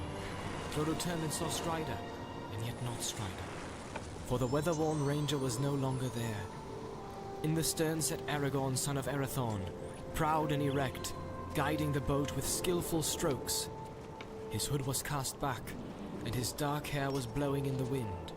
A light was in his eyes, a king returning from exile to his own land. fear not, he said. Long have I desired to look upon the likenesses of Isildur and Anarion, my sires of old. Under their shadow, Elessar the Elfstone, son of Arathorn of the house of Valandil, Isildur's son, heir of Elendil, has naught to dread. The light of his eyes faded and he spoke to himself. Would that Gandalf were here. How my heart yearns for Minas Anor and the walls of my own city. Whither now shall I go? The chasm was long and dark, and filled with the noise of wind and rushing water and echoing stone. It bent somewhat towards the west, so that at first all was dark ahead, but soon Frodo saw a tall gap of light before him, ever growing. Swiftly it drew near, and suddenly the boats shot through, out into a wide, clear light. The sun, already long fallen from the noon, was shining in the windy sky. The spent water spread out into a long oval lake, pale Nenhithor, fenced by steep grey hills whose sides were clad with trees.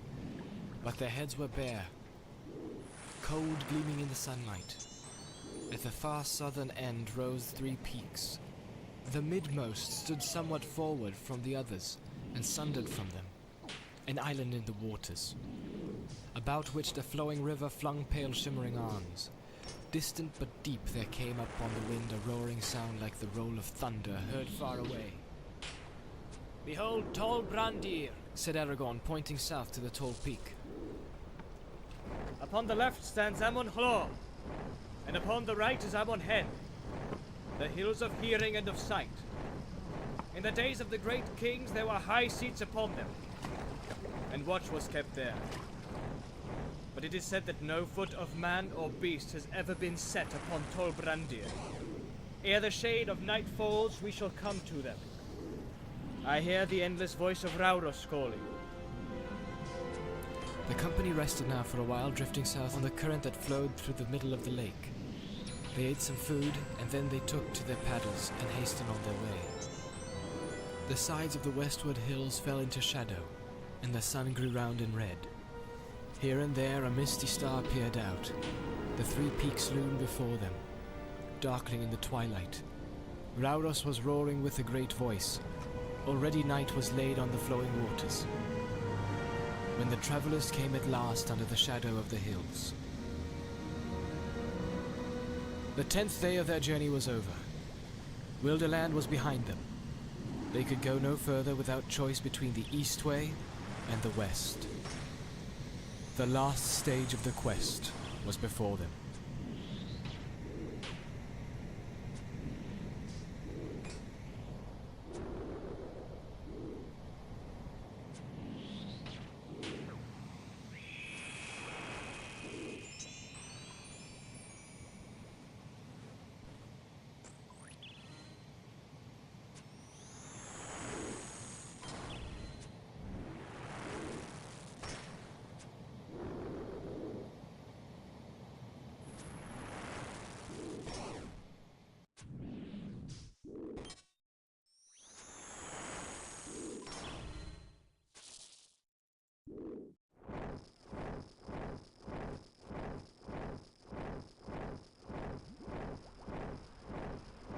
Aragorn led them to the right arm of the river.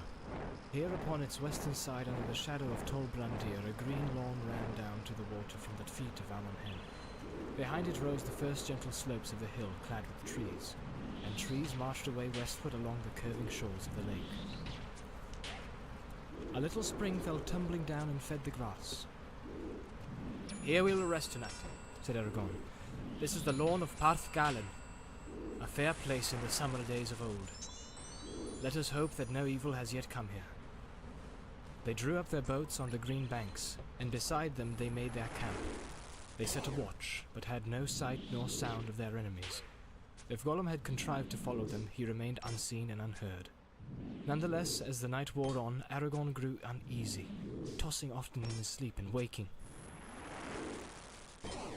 In the small hours he got up, and came to Frodo, whose turn it was to watch.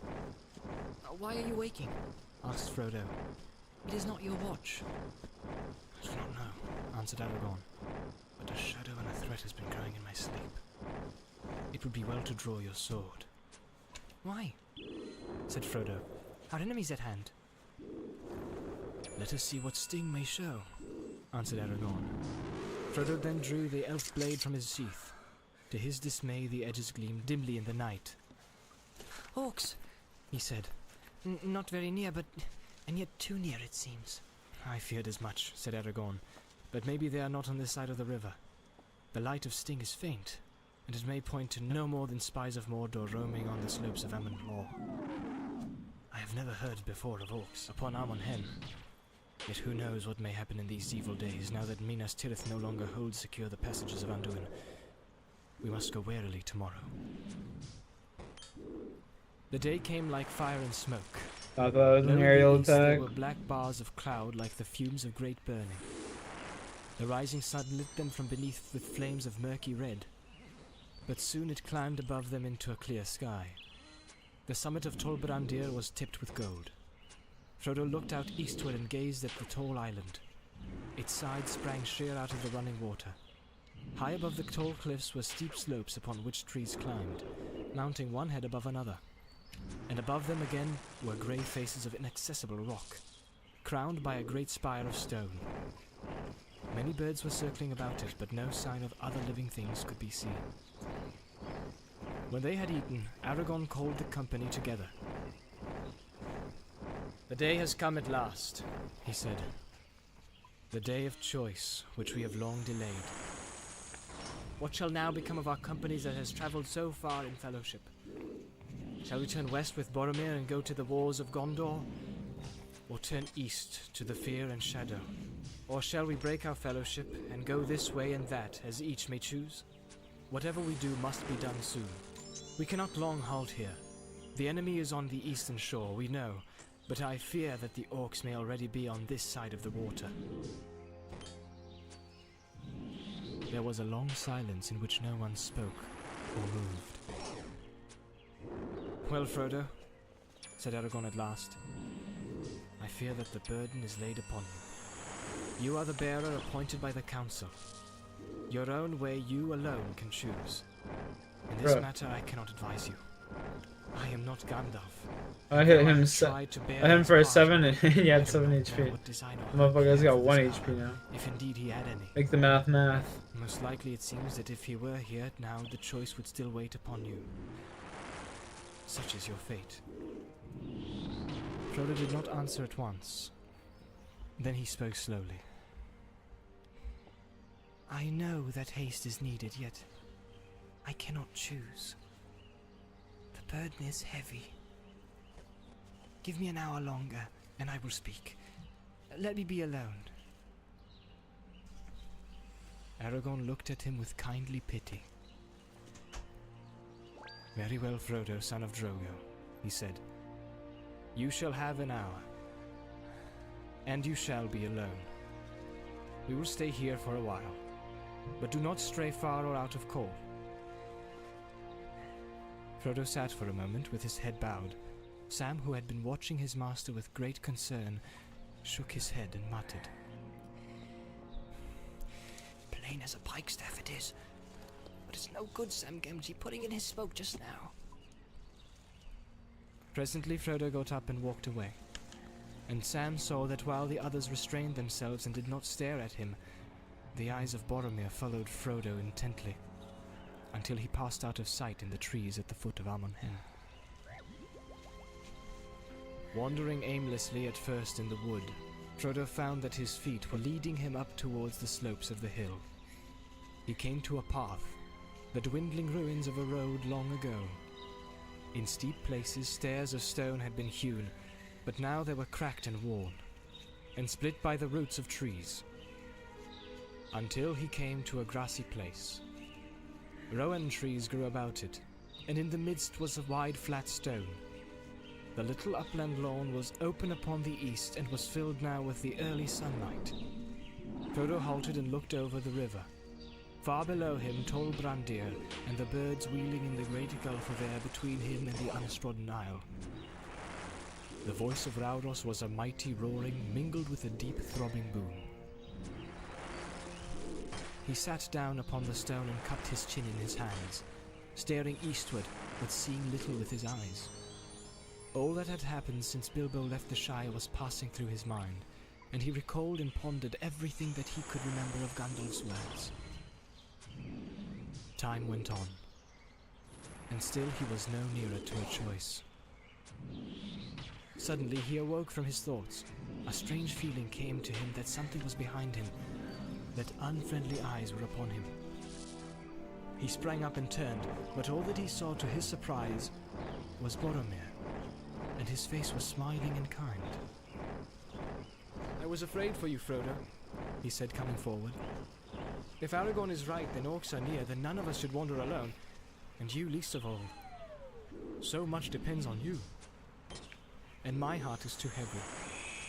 May I stay now and talk for a while since I have found you? It would comfort me.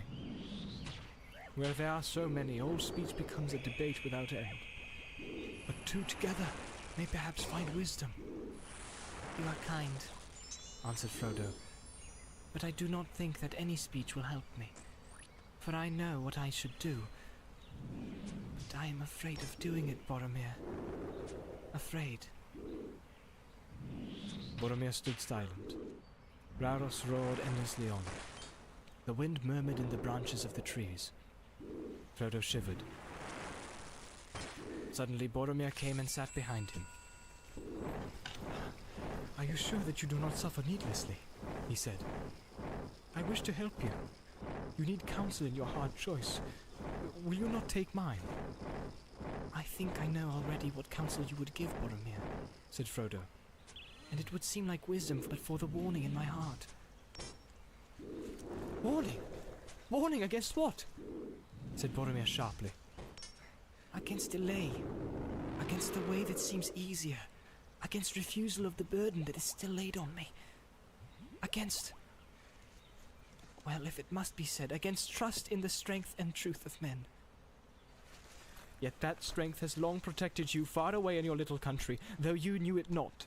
I do not doubt the valor of your people, but the world is changing. The walls of Minas Tirith may be strong, but they are not strong enough. If they fail, what then?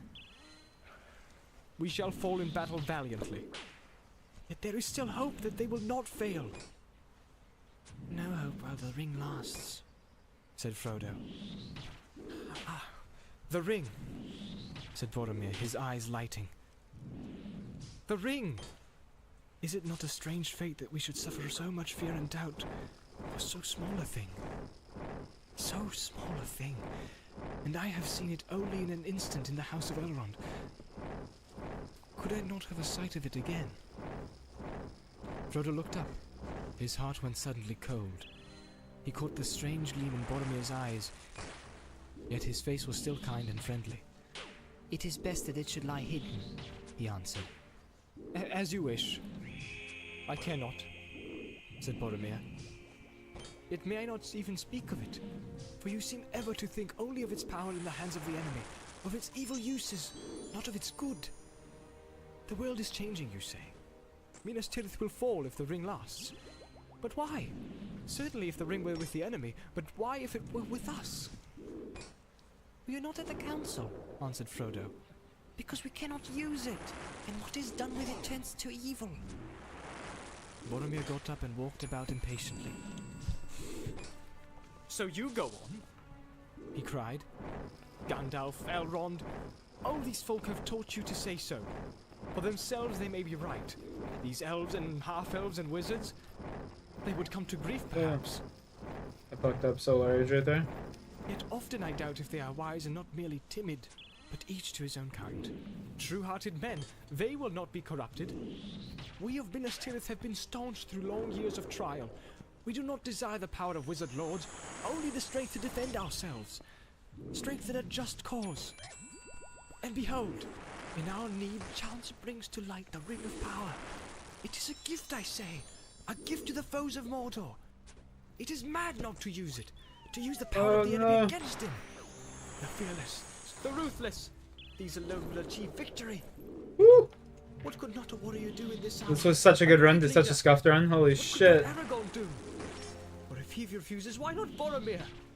The ring would give me power of command.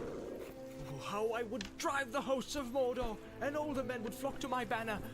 Boromir strode up and down, speaking ever more loudly. Almost he seemed to have forgotten Frodo, while his talk dwelt on walls and weapons, and the mustering of men, and he drew plans of great alliances and glorious victories to be. And he cast down Mordor, and became himself a mighty king, benevolent and wise. Suddenly he stopped and waved his arms. And they tell us to throw it away! He cried. I do not say destroy it. That might be well if reason could show any hope of doing so. It does not. The only plan that is proposed to us is that the halfling should walk blindly into Mordor and offer the enemy every chance of recapturing it for himself. Folly! Surely you see it, my friend. he said, turning now suddenly to Frodo again. You say you are afraid. If it is so, the boldest should pardon you. But is it not really your good sense that revolts? No, I am afraid, said Frodo. Simply afraid. But I am glad to have heard you speak so fully. My mind is clearer now. Then you will come to Minas Tirith, cried Boromir. His eyes were shining and his face eager. You misunderstand me, said Frodo. But you will come. At least for a while. Boromir persisted. My city is not far now, and it is little further from there to Mordor than from here. We have been long in the wilderness, and you need news of what the enemy is doing before you make a move. Come with me, Frodo, he said. You need rest before your venture, if go you must. He laid his hand on the hobbit's shoulder in friendly fashion, but Frodo felt a hand trembling with suppressed excitement. He stepped quickly away and eyed with alarm the tall man, nearly twice his height and many times his match in strength. Why are you so unfriendly? A run is a run, eh? I am a true man, Facts, neither Sean. thief nor tracker. I need your ring, that you know now. But I give you my word that I do not desire to keep it. Will you not at least let me make trial of my plan? Lend me the ring. No, cried Frodo. the council laid it upon me to bear it. It is by your own folly that the enemy will defeat us, cried Boromir. How it angers me. Fool! Obstinate fool! Running willfully to death and ruining our cause. If any mortals have claim to the ring, it is the men of Númenor and not halflings. It is not yours save by unhappy chance. It might have been mine. It should have been mine. Give it to me! Frodo did not answer, but moved away till the great flat stone stood between them. Come, my friend, said Boromir in a softer voice. Why not get rid of it? Why not be free of your doubt and fear? You can lay the blame on me if you will. You can say that I was too strong and took it by force. For I am too strong for you, halfling! He cried. And suddenly he sprang over the stone and leaped at Frodo. Oh no. His fair and pleasant face was hideously changed. A raging fire was in his eyes. Frodo dodged aside and put the stone between them. There was only one thing he could do. Trembling, he put out the ring upon its chain and quickly slipped it on his finger. Even as Boromir sprang at him again, the man gasped, stared for a moment amazed, and then ran wildly about, seeking here and there among the rocks and trees. Miserable trickster! He shouted. Let me get my hands on you! Now I see your mind. You will take the ring to Sauron and sell us all! You've only waited for your chance to leave us in the lurch. Curse you! Curse you and all the halflings to death and darkness! Then, catching his foot on a stone, he fell sprawling and lay upon his face. For a while he was still, as if his own curse had struck him down. Then suddenly he wept. He rose and passed his hand over his eyes, dashing away the tears. What have I said? What have I said? He cried. What have I done? Frodo! Frodo! He called. Come back! Come back! A madness took me, but it has passed. Come back! Come back! There was no answer. Frodo did not even hear his cries. He was already far away, leaping blindly up the path to the hilltop. Terror and grief shook him, seeing in his thought the mad, fierce face of Boromir and his burning eyes. Soon he came out alone on the summit of Amon Hen, and halted, gasping for breath. He saw as through a mist, a wide flat circle paved with mighty flags and surrounded with a crumbling battlement, and in the middle, set upon 4 carven pillars, was a high seat, reached by a stair of many steps. Up he went and sat upon the ancient chair, feeling like a lost child that had clambered upon the throne of mountain kings. At first he could see little. He seemed to be in a world of mist, in which there were only shadows. The ring was upon him. Then here and there the mists gave way, and he saw many visions, small and clear as if they were under his eyes upon a table, and yet remote. There was no sound, only bright living images. The world seemed to have shrunk and fallen silent. He was sitting upon the seat of seeing, on Amon Hen, the hill of the eye of the men of Númenor. Eastward he looked into wide uncharted lands, nameless plains and forests unexplored. Northward he looked, and the great river lay like a ribbon beneath him, and the misty mountains stood small and hard as broken teeth. Westward he looked and saw the broad pastures of Rohan, and Orthanc, the pinnacle of Isengard, like a black spike. Southward he looked, and below his very feet the great river curled like a topping wave and plunged over the falls of Rauros into a foaming pit. A glimmering rainbow played upon the fume. And Ethir Anduin he saw, the mighty delta of the river, and pyramids of seabirds whirling like a white dust in the sun, and beneath them a green and silver sea, rippling in endless lines. But everywhere he looked he saw the signs of war. The misty mountains were crawling like anthills. Orcs were issuing out of 1,000 holes. Under the boughs of Mirkwood there was deadly strife of elves and men and fell beasts. The land of the Beornings was aflame. A cloud was over Moria. Smoke rose on the borders of Lorien. Horsemen were galloping on the grass of Rohan. No. Wolves poured from Isengard. From the havens of Harad, ships of war put out to sea, and out of the east men were moving endlessly. Swordsmen, spearmen, bowmen upon horses, chariots of chieftains and laden wains. All the power of the Dark Lord was in motion. Then turning south again he beheld Minas Tirith. Far away it seemed, and beautiful. White-walled, many-towered, proud and fair upon its mountain seat.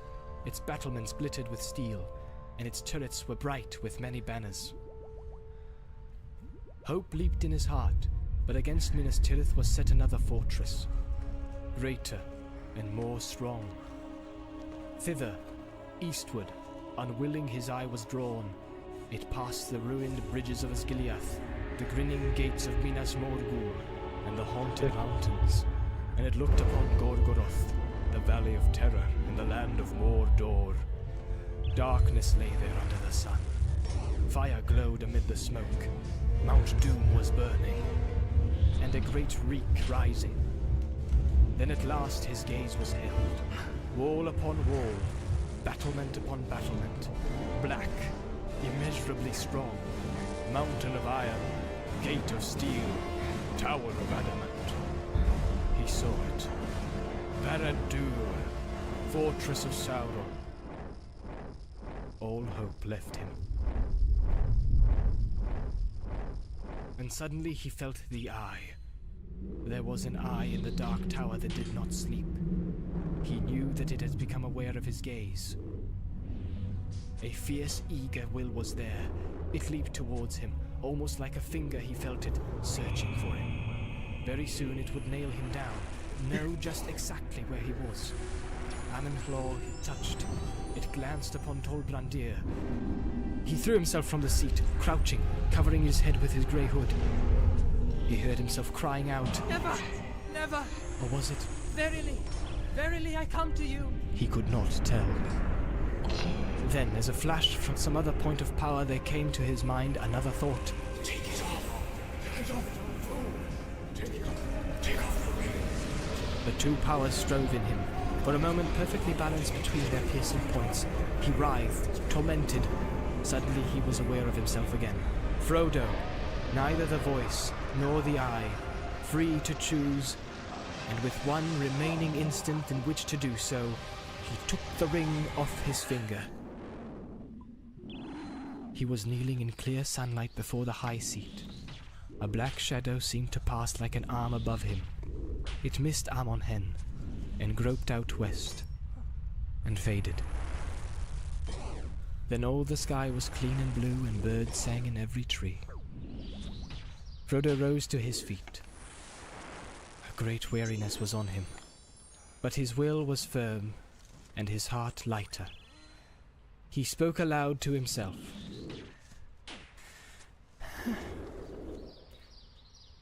I will do now what I must, he said.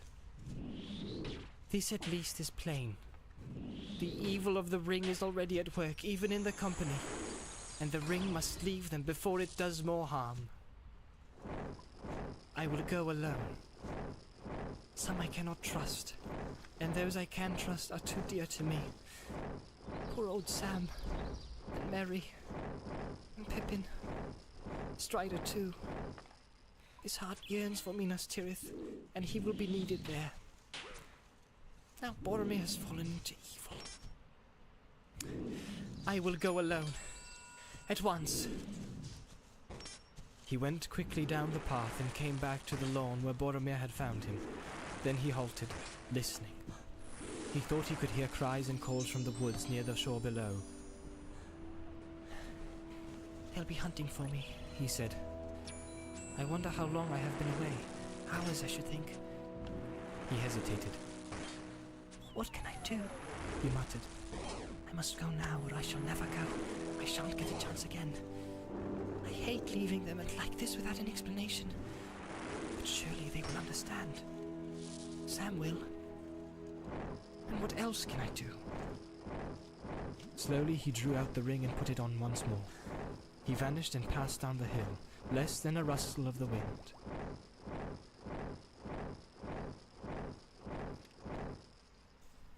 The others remained long by the riverside. For some time they had been silent, moving restlessly about, but now they were sitting in a circle, and they were talking. Every now and again they made efforts to speak of other things, of their long road and many adventures. They questioned Aragorn concerning the realm of Gondor and its ancient history, and the remnants of its great works that could still be seen in this strange borderland of the Emin Wheel. The stone kings and the seats of Hlor and Hen, and the great stair beside the falls of Rauros. But always their thoughts and words strayed back to Frodo and the ring. What would Frodo choose to do? Why was he hesitating? He is debating which course is the most desperate, I think, said Aragorn. And well he may. It is now more hopeless than ever for the company to go east, since we have been tracked by Gollum, and must fear that the secret of our journey is already betrayed. But Minas Tirith is no nearer to the fire and the destruction of the burden.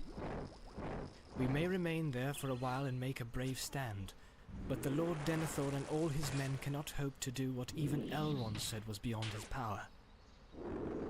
Either to keep the burden secret, or to hold off the full might of the enemy when he comes to take it. Which way would any of us choose in Frodo's place? I do not know. Now indeed we miss Gandalf most. Grievous is our loss, said Legolas, yet we must needs make up our minds without his aid. Why cannot we decide and so help Frodo? Let us call him back and then vote. I should vote for Minas Tirith. And so should I, said Gimli.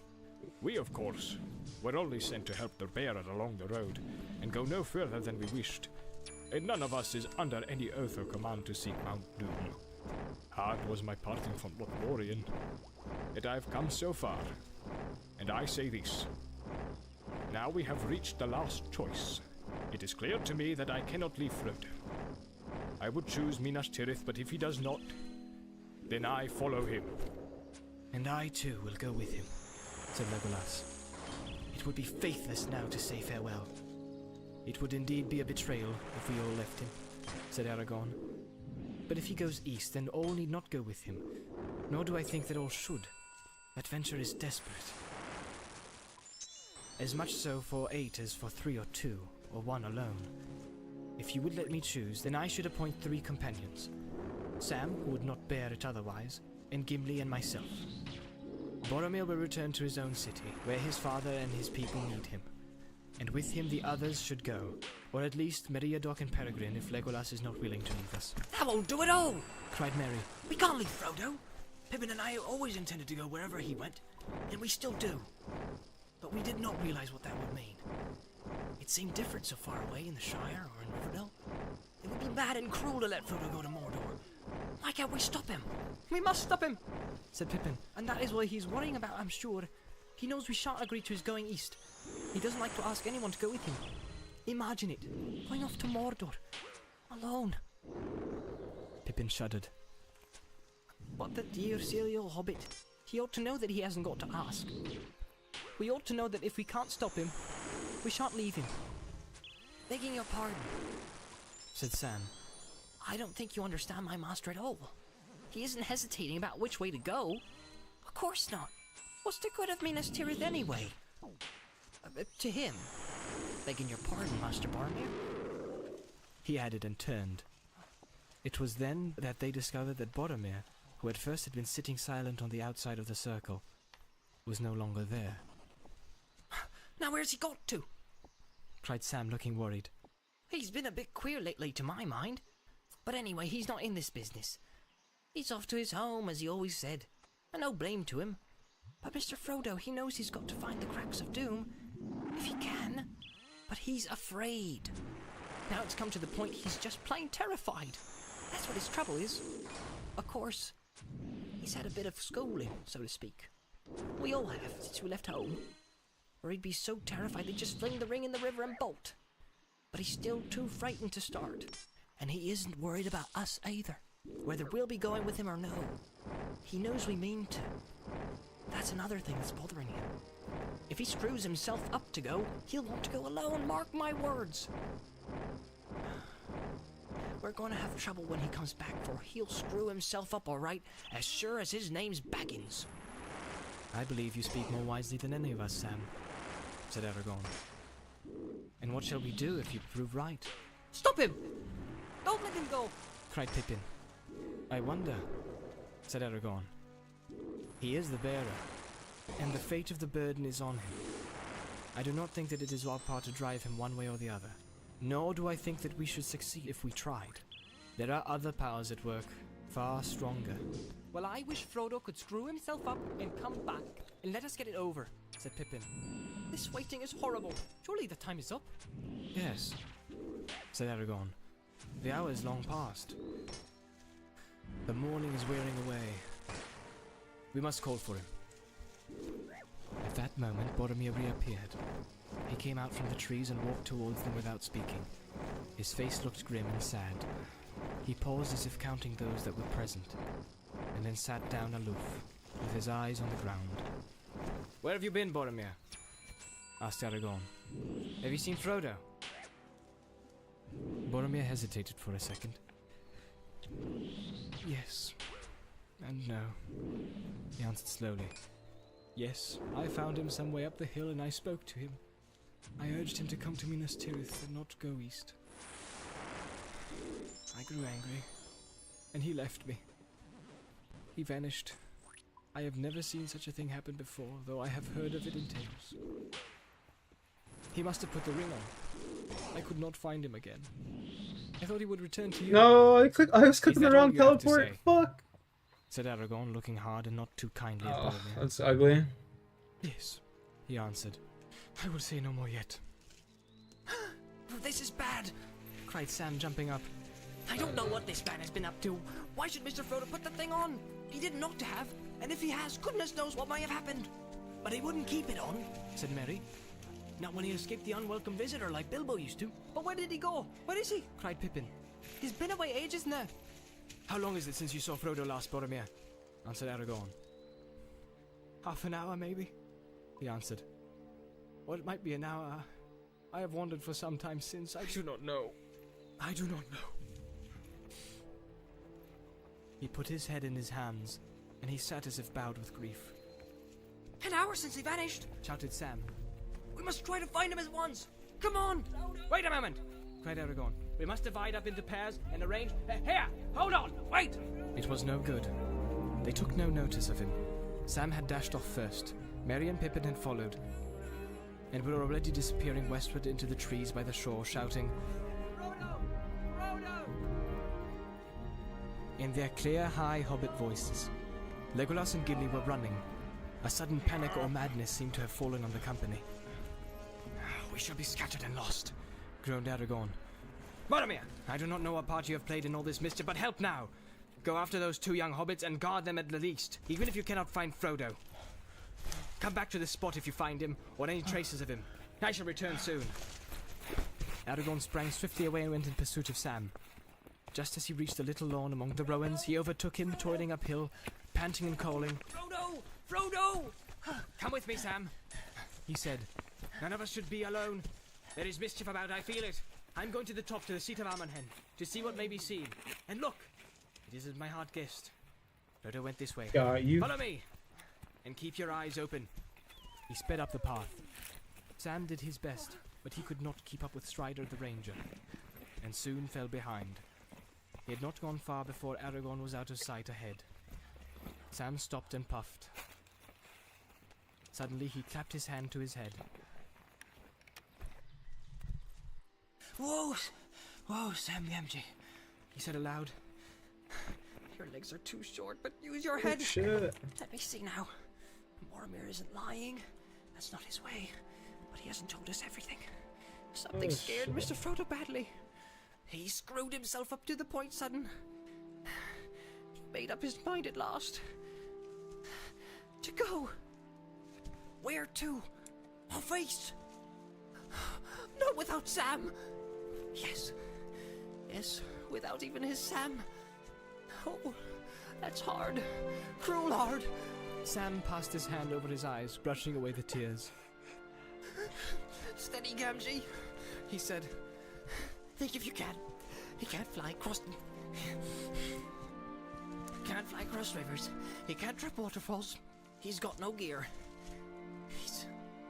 So he's got to get back to the boats. Back to the boats.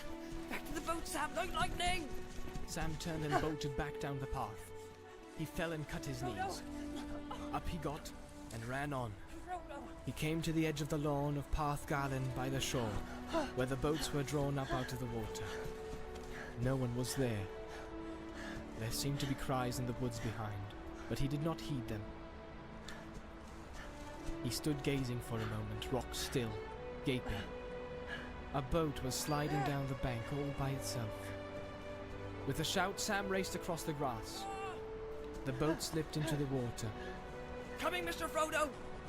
Coming! Called Sam and flung himself from the bank, clutching at the departing boat. He missed it by a yard. With a cry and a splash, he fell face downward into deep, swift water. Gurgling, he went under, and the river closed over his curly head. An exclamation of dismay came from the empty boat. The paddle swirled and the boat put about. Frodo was just in time to grasp Sam by the hair as he came up, bubbling and struggling. Fear was staring in his round brown eyes. Up you come, Sam, my lad, said Frodo. Now, take my hand. Save me, Mr. Frodo. Oh, gasped Sam.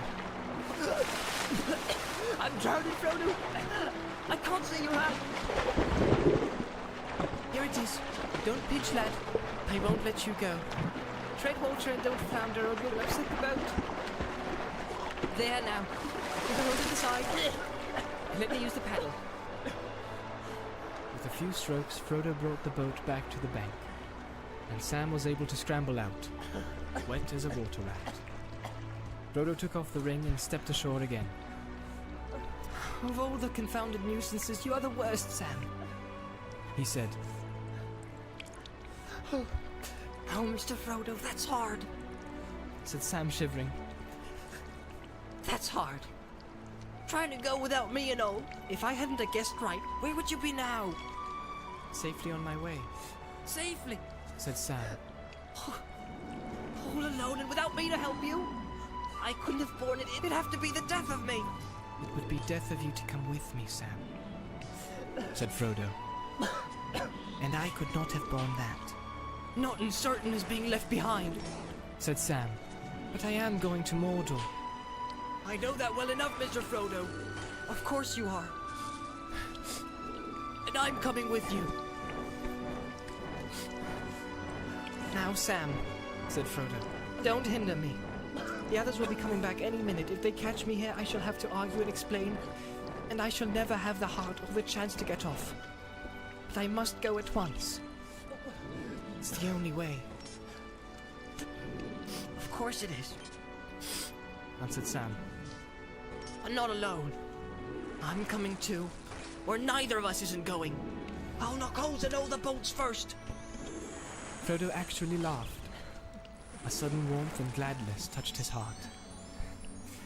Leave one, he said. We'll need it. But you can't come like this without your gear or food or anything. Oh, just hold on a moment and I'll get my stuff. cried Sam eagerly. It's all ready. I thought we should be off today. He rushed to the camping place, fished out his pack from the pile where Frodo had laid it when he emptied the boat of his companion's goods, grabbed a spare blanket and some extra packages of food, and ran back. So all my plan is spoiled, said Frodo. It's no good trying to escape you. But I'm glad, Sam. I cannot tell you how glad. Come along. It is plain that we were meant to go together. We will go. And may the others find a safer road. Strider will look after them. I don't suppose we shall see them again. We may yet, Mr. Frodo. We may, said Sam. So Frodo and Sam set off on the last stage of the quest together. Frodo paddled away from the shore, and the river bore them swiftly away, down the western arm, and past the frowning cliffs of Tol Brandir. The roar of the great falls drew nearer. Even with such help as Sam could give, it was hard work to pass across the current at the southward end of the island, and drive the boat eastward towards the far shore. At length they came to land again upon the southern slopes of Amanhlor. There they found a shelving shore, and they drew the boat out, high above the water, and hid it as well as they could behind the great boulder. Then, shouldering their burdens, they set off, seeking a path that would bring them over the grey hills of the Emin Muil, and down into the land of shadow.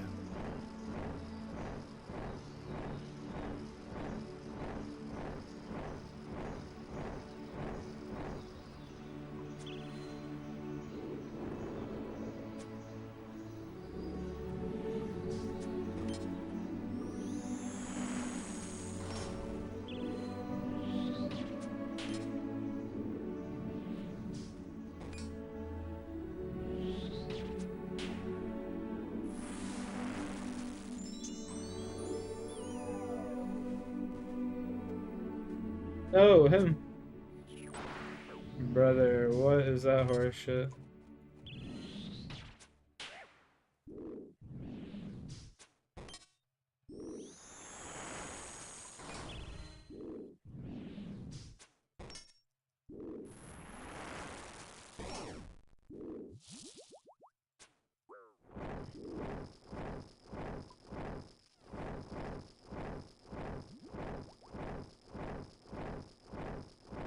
Alrighty.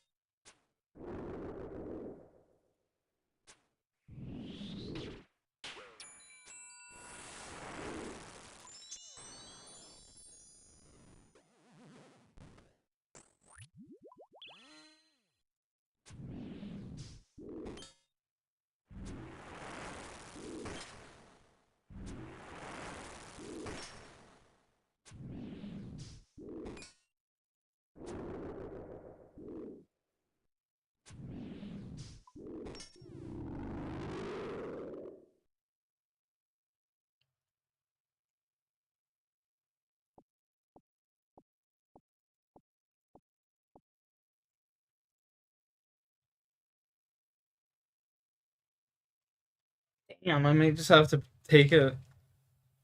I might have to start just fucking putting like 5k chaos runes in my bag. That way fucking I can fill them up easier.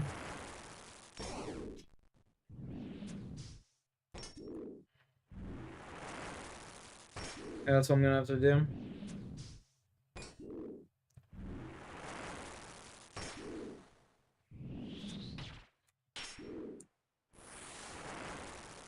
After this run here, I'm gonna go do a farm run. Just for shits and giggles, change shit up a bit.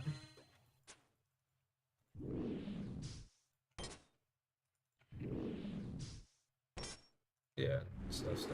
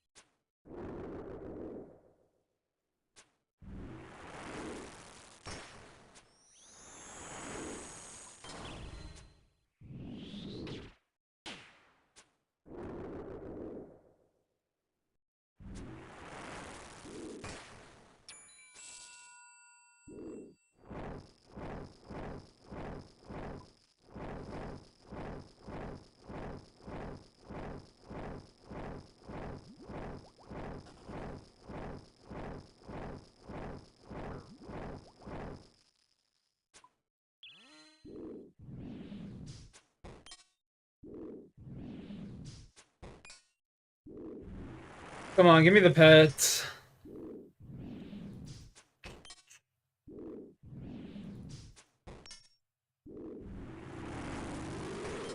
I'm begging you. No. No pet.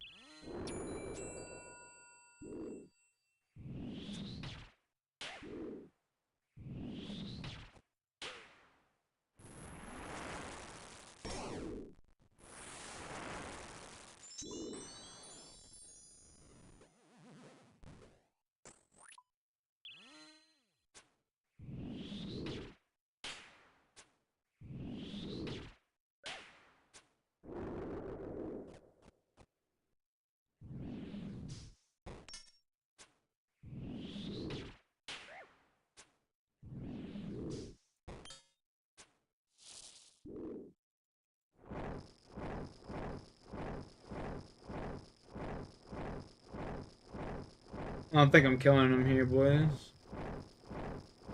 Probably best just to tell you. We'll be risking it for the biscuit like always. Fuck it. RNG be on my side.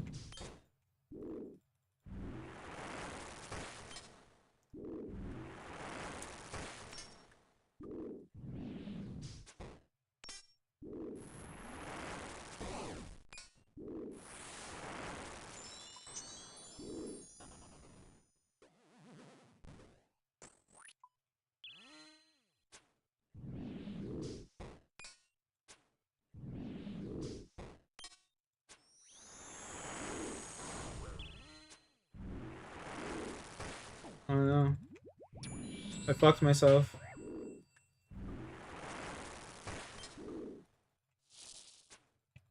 We could have so done this.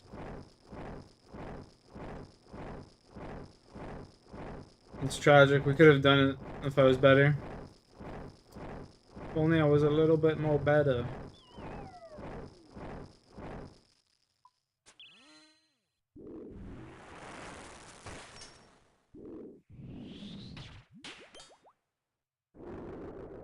I TP'd, even though that should be a 0, I TP'd.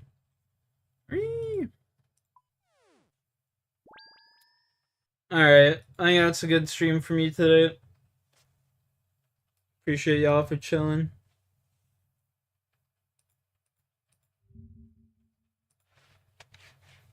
Hope you guys have a good night. Catch y'all later. Peace.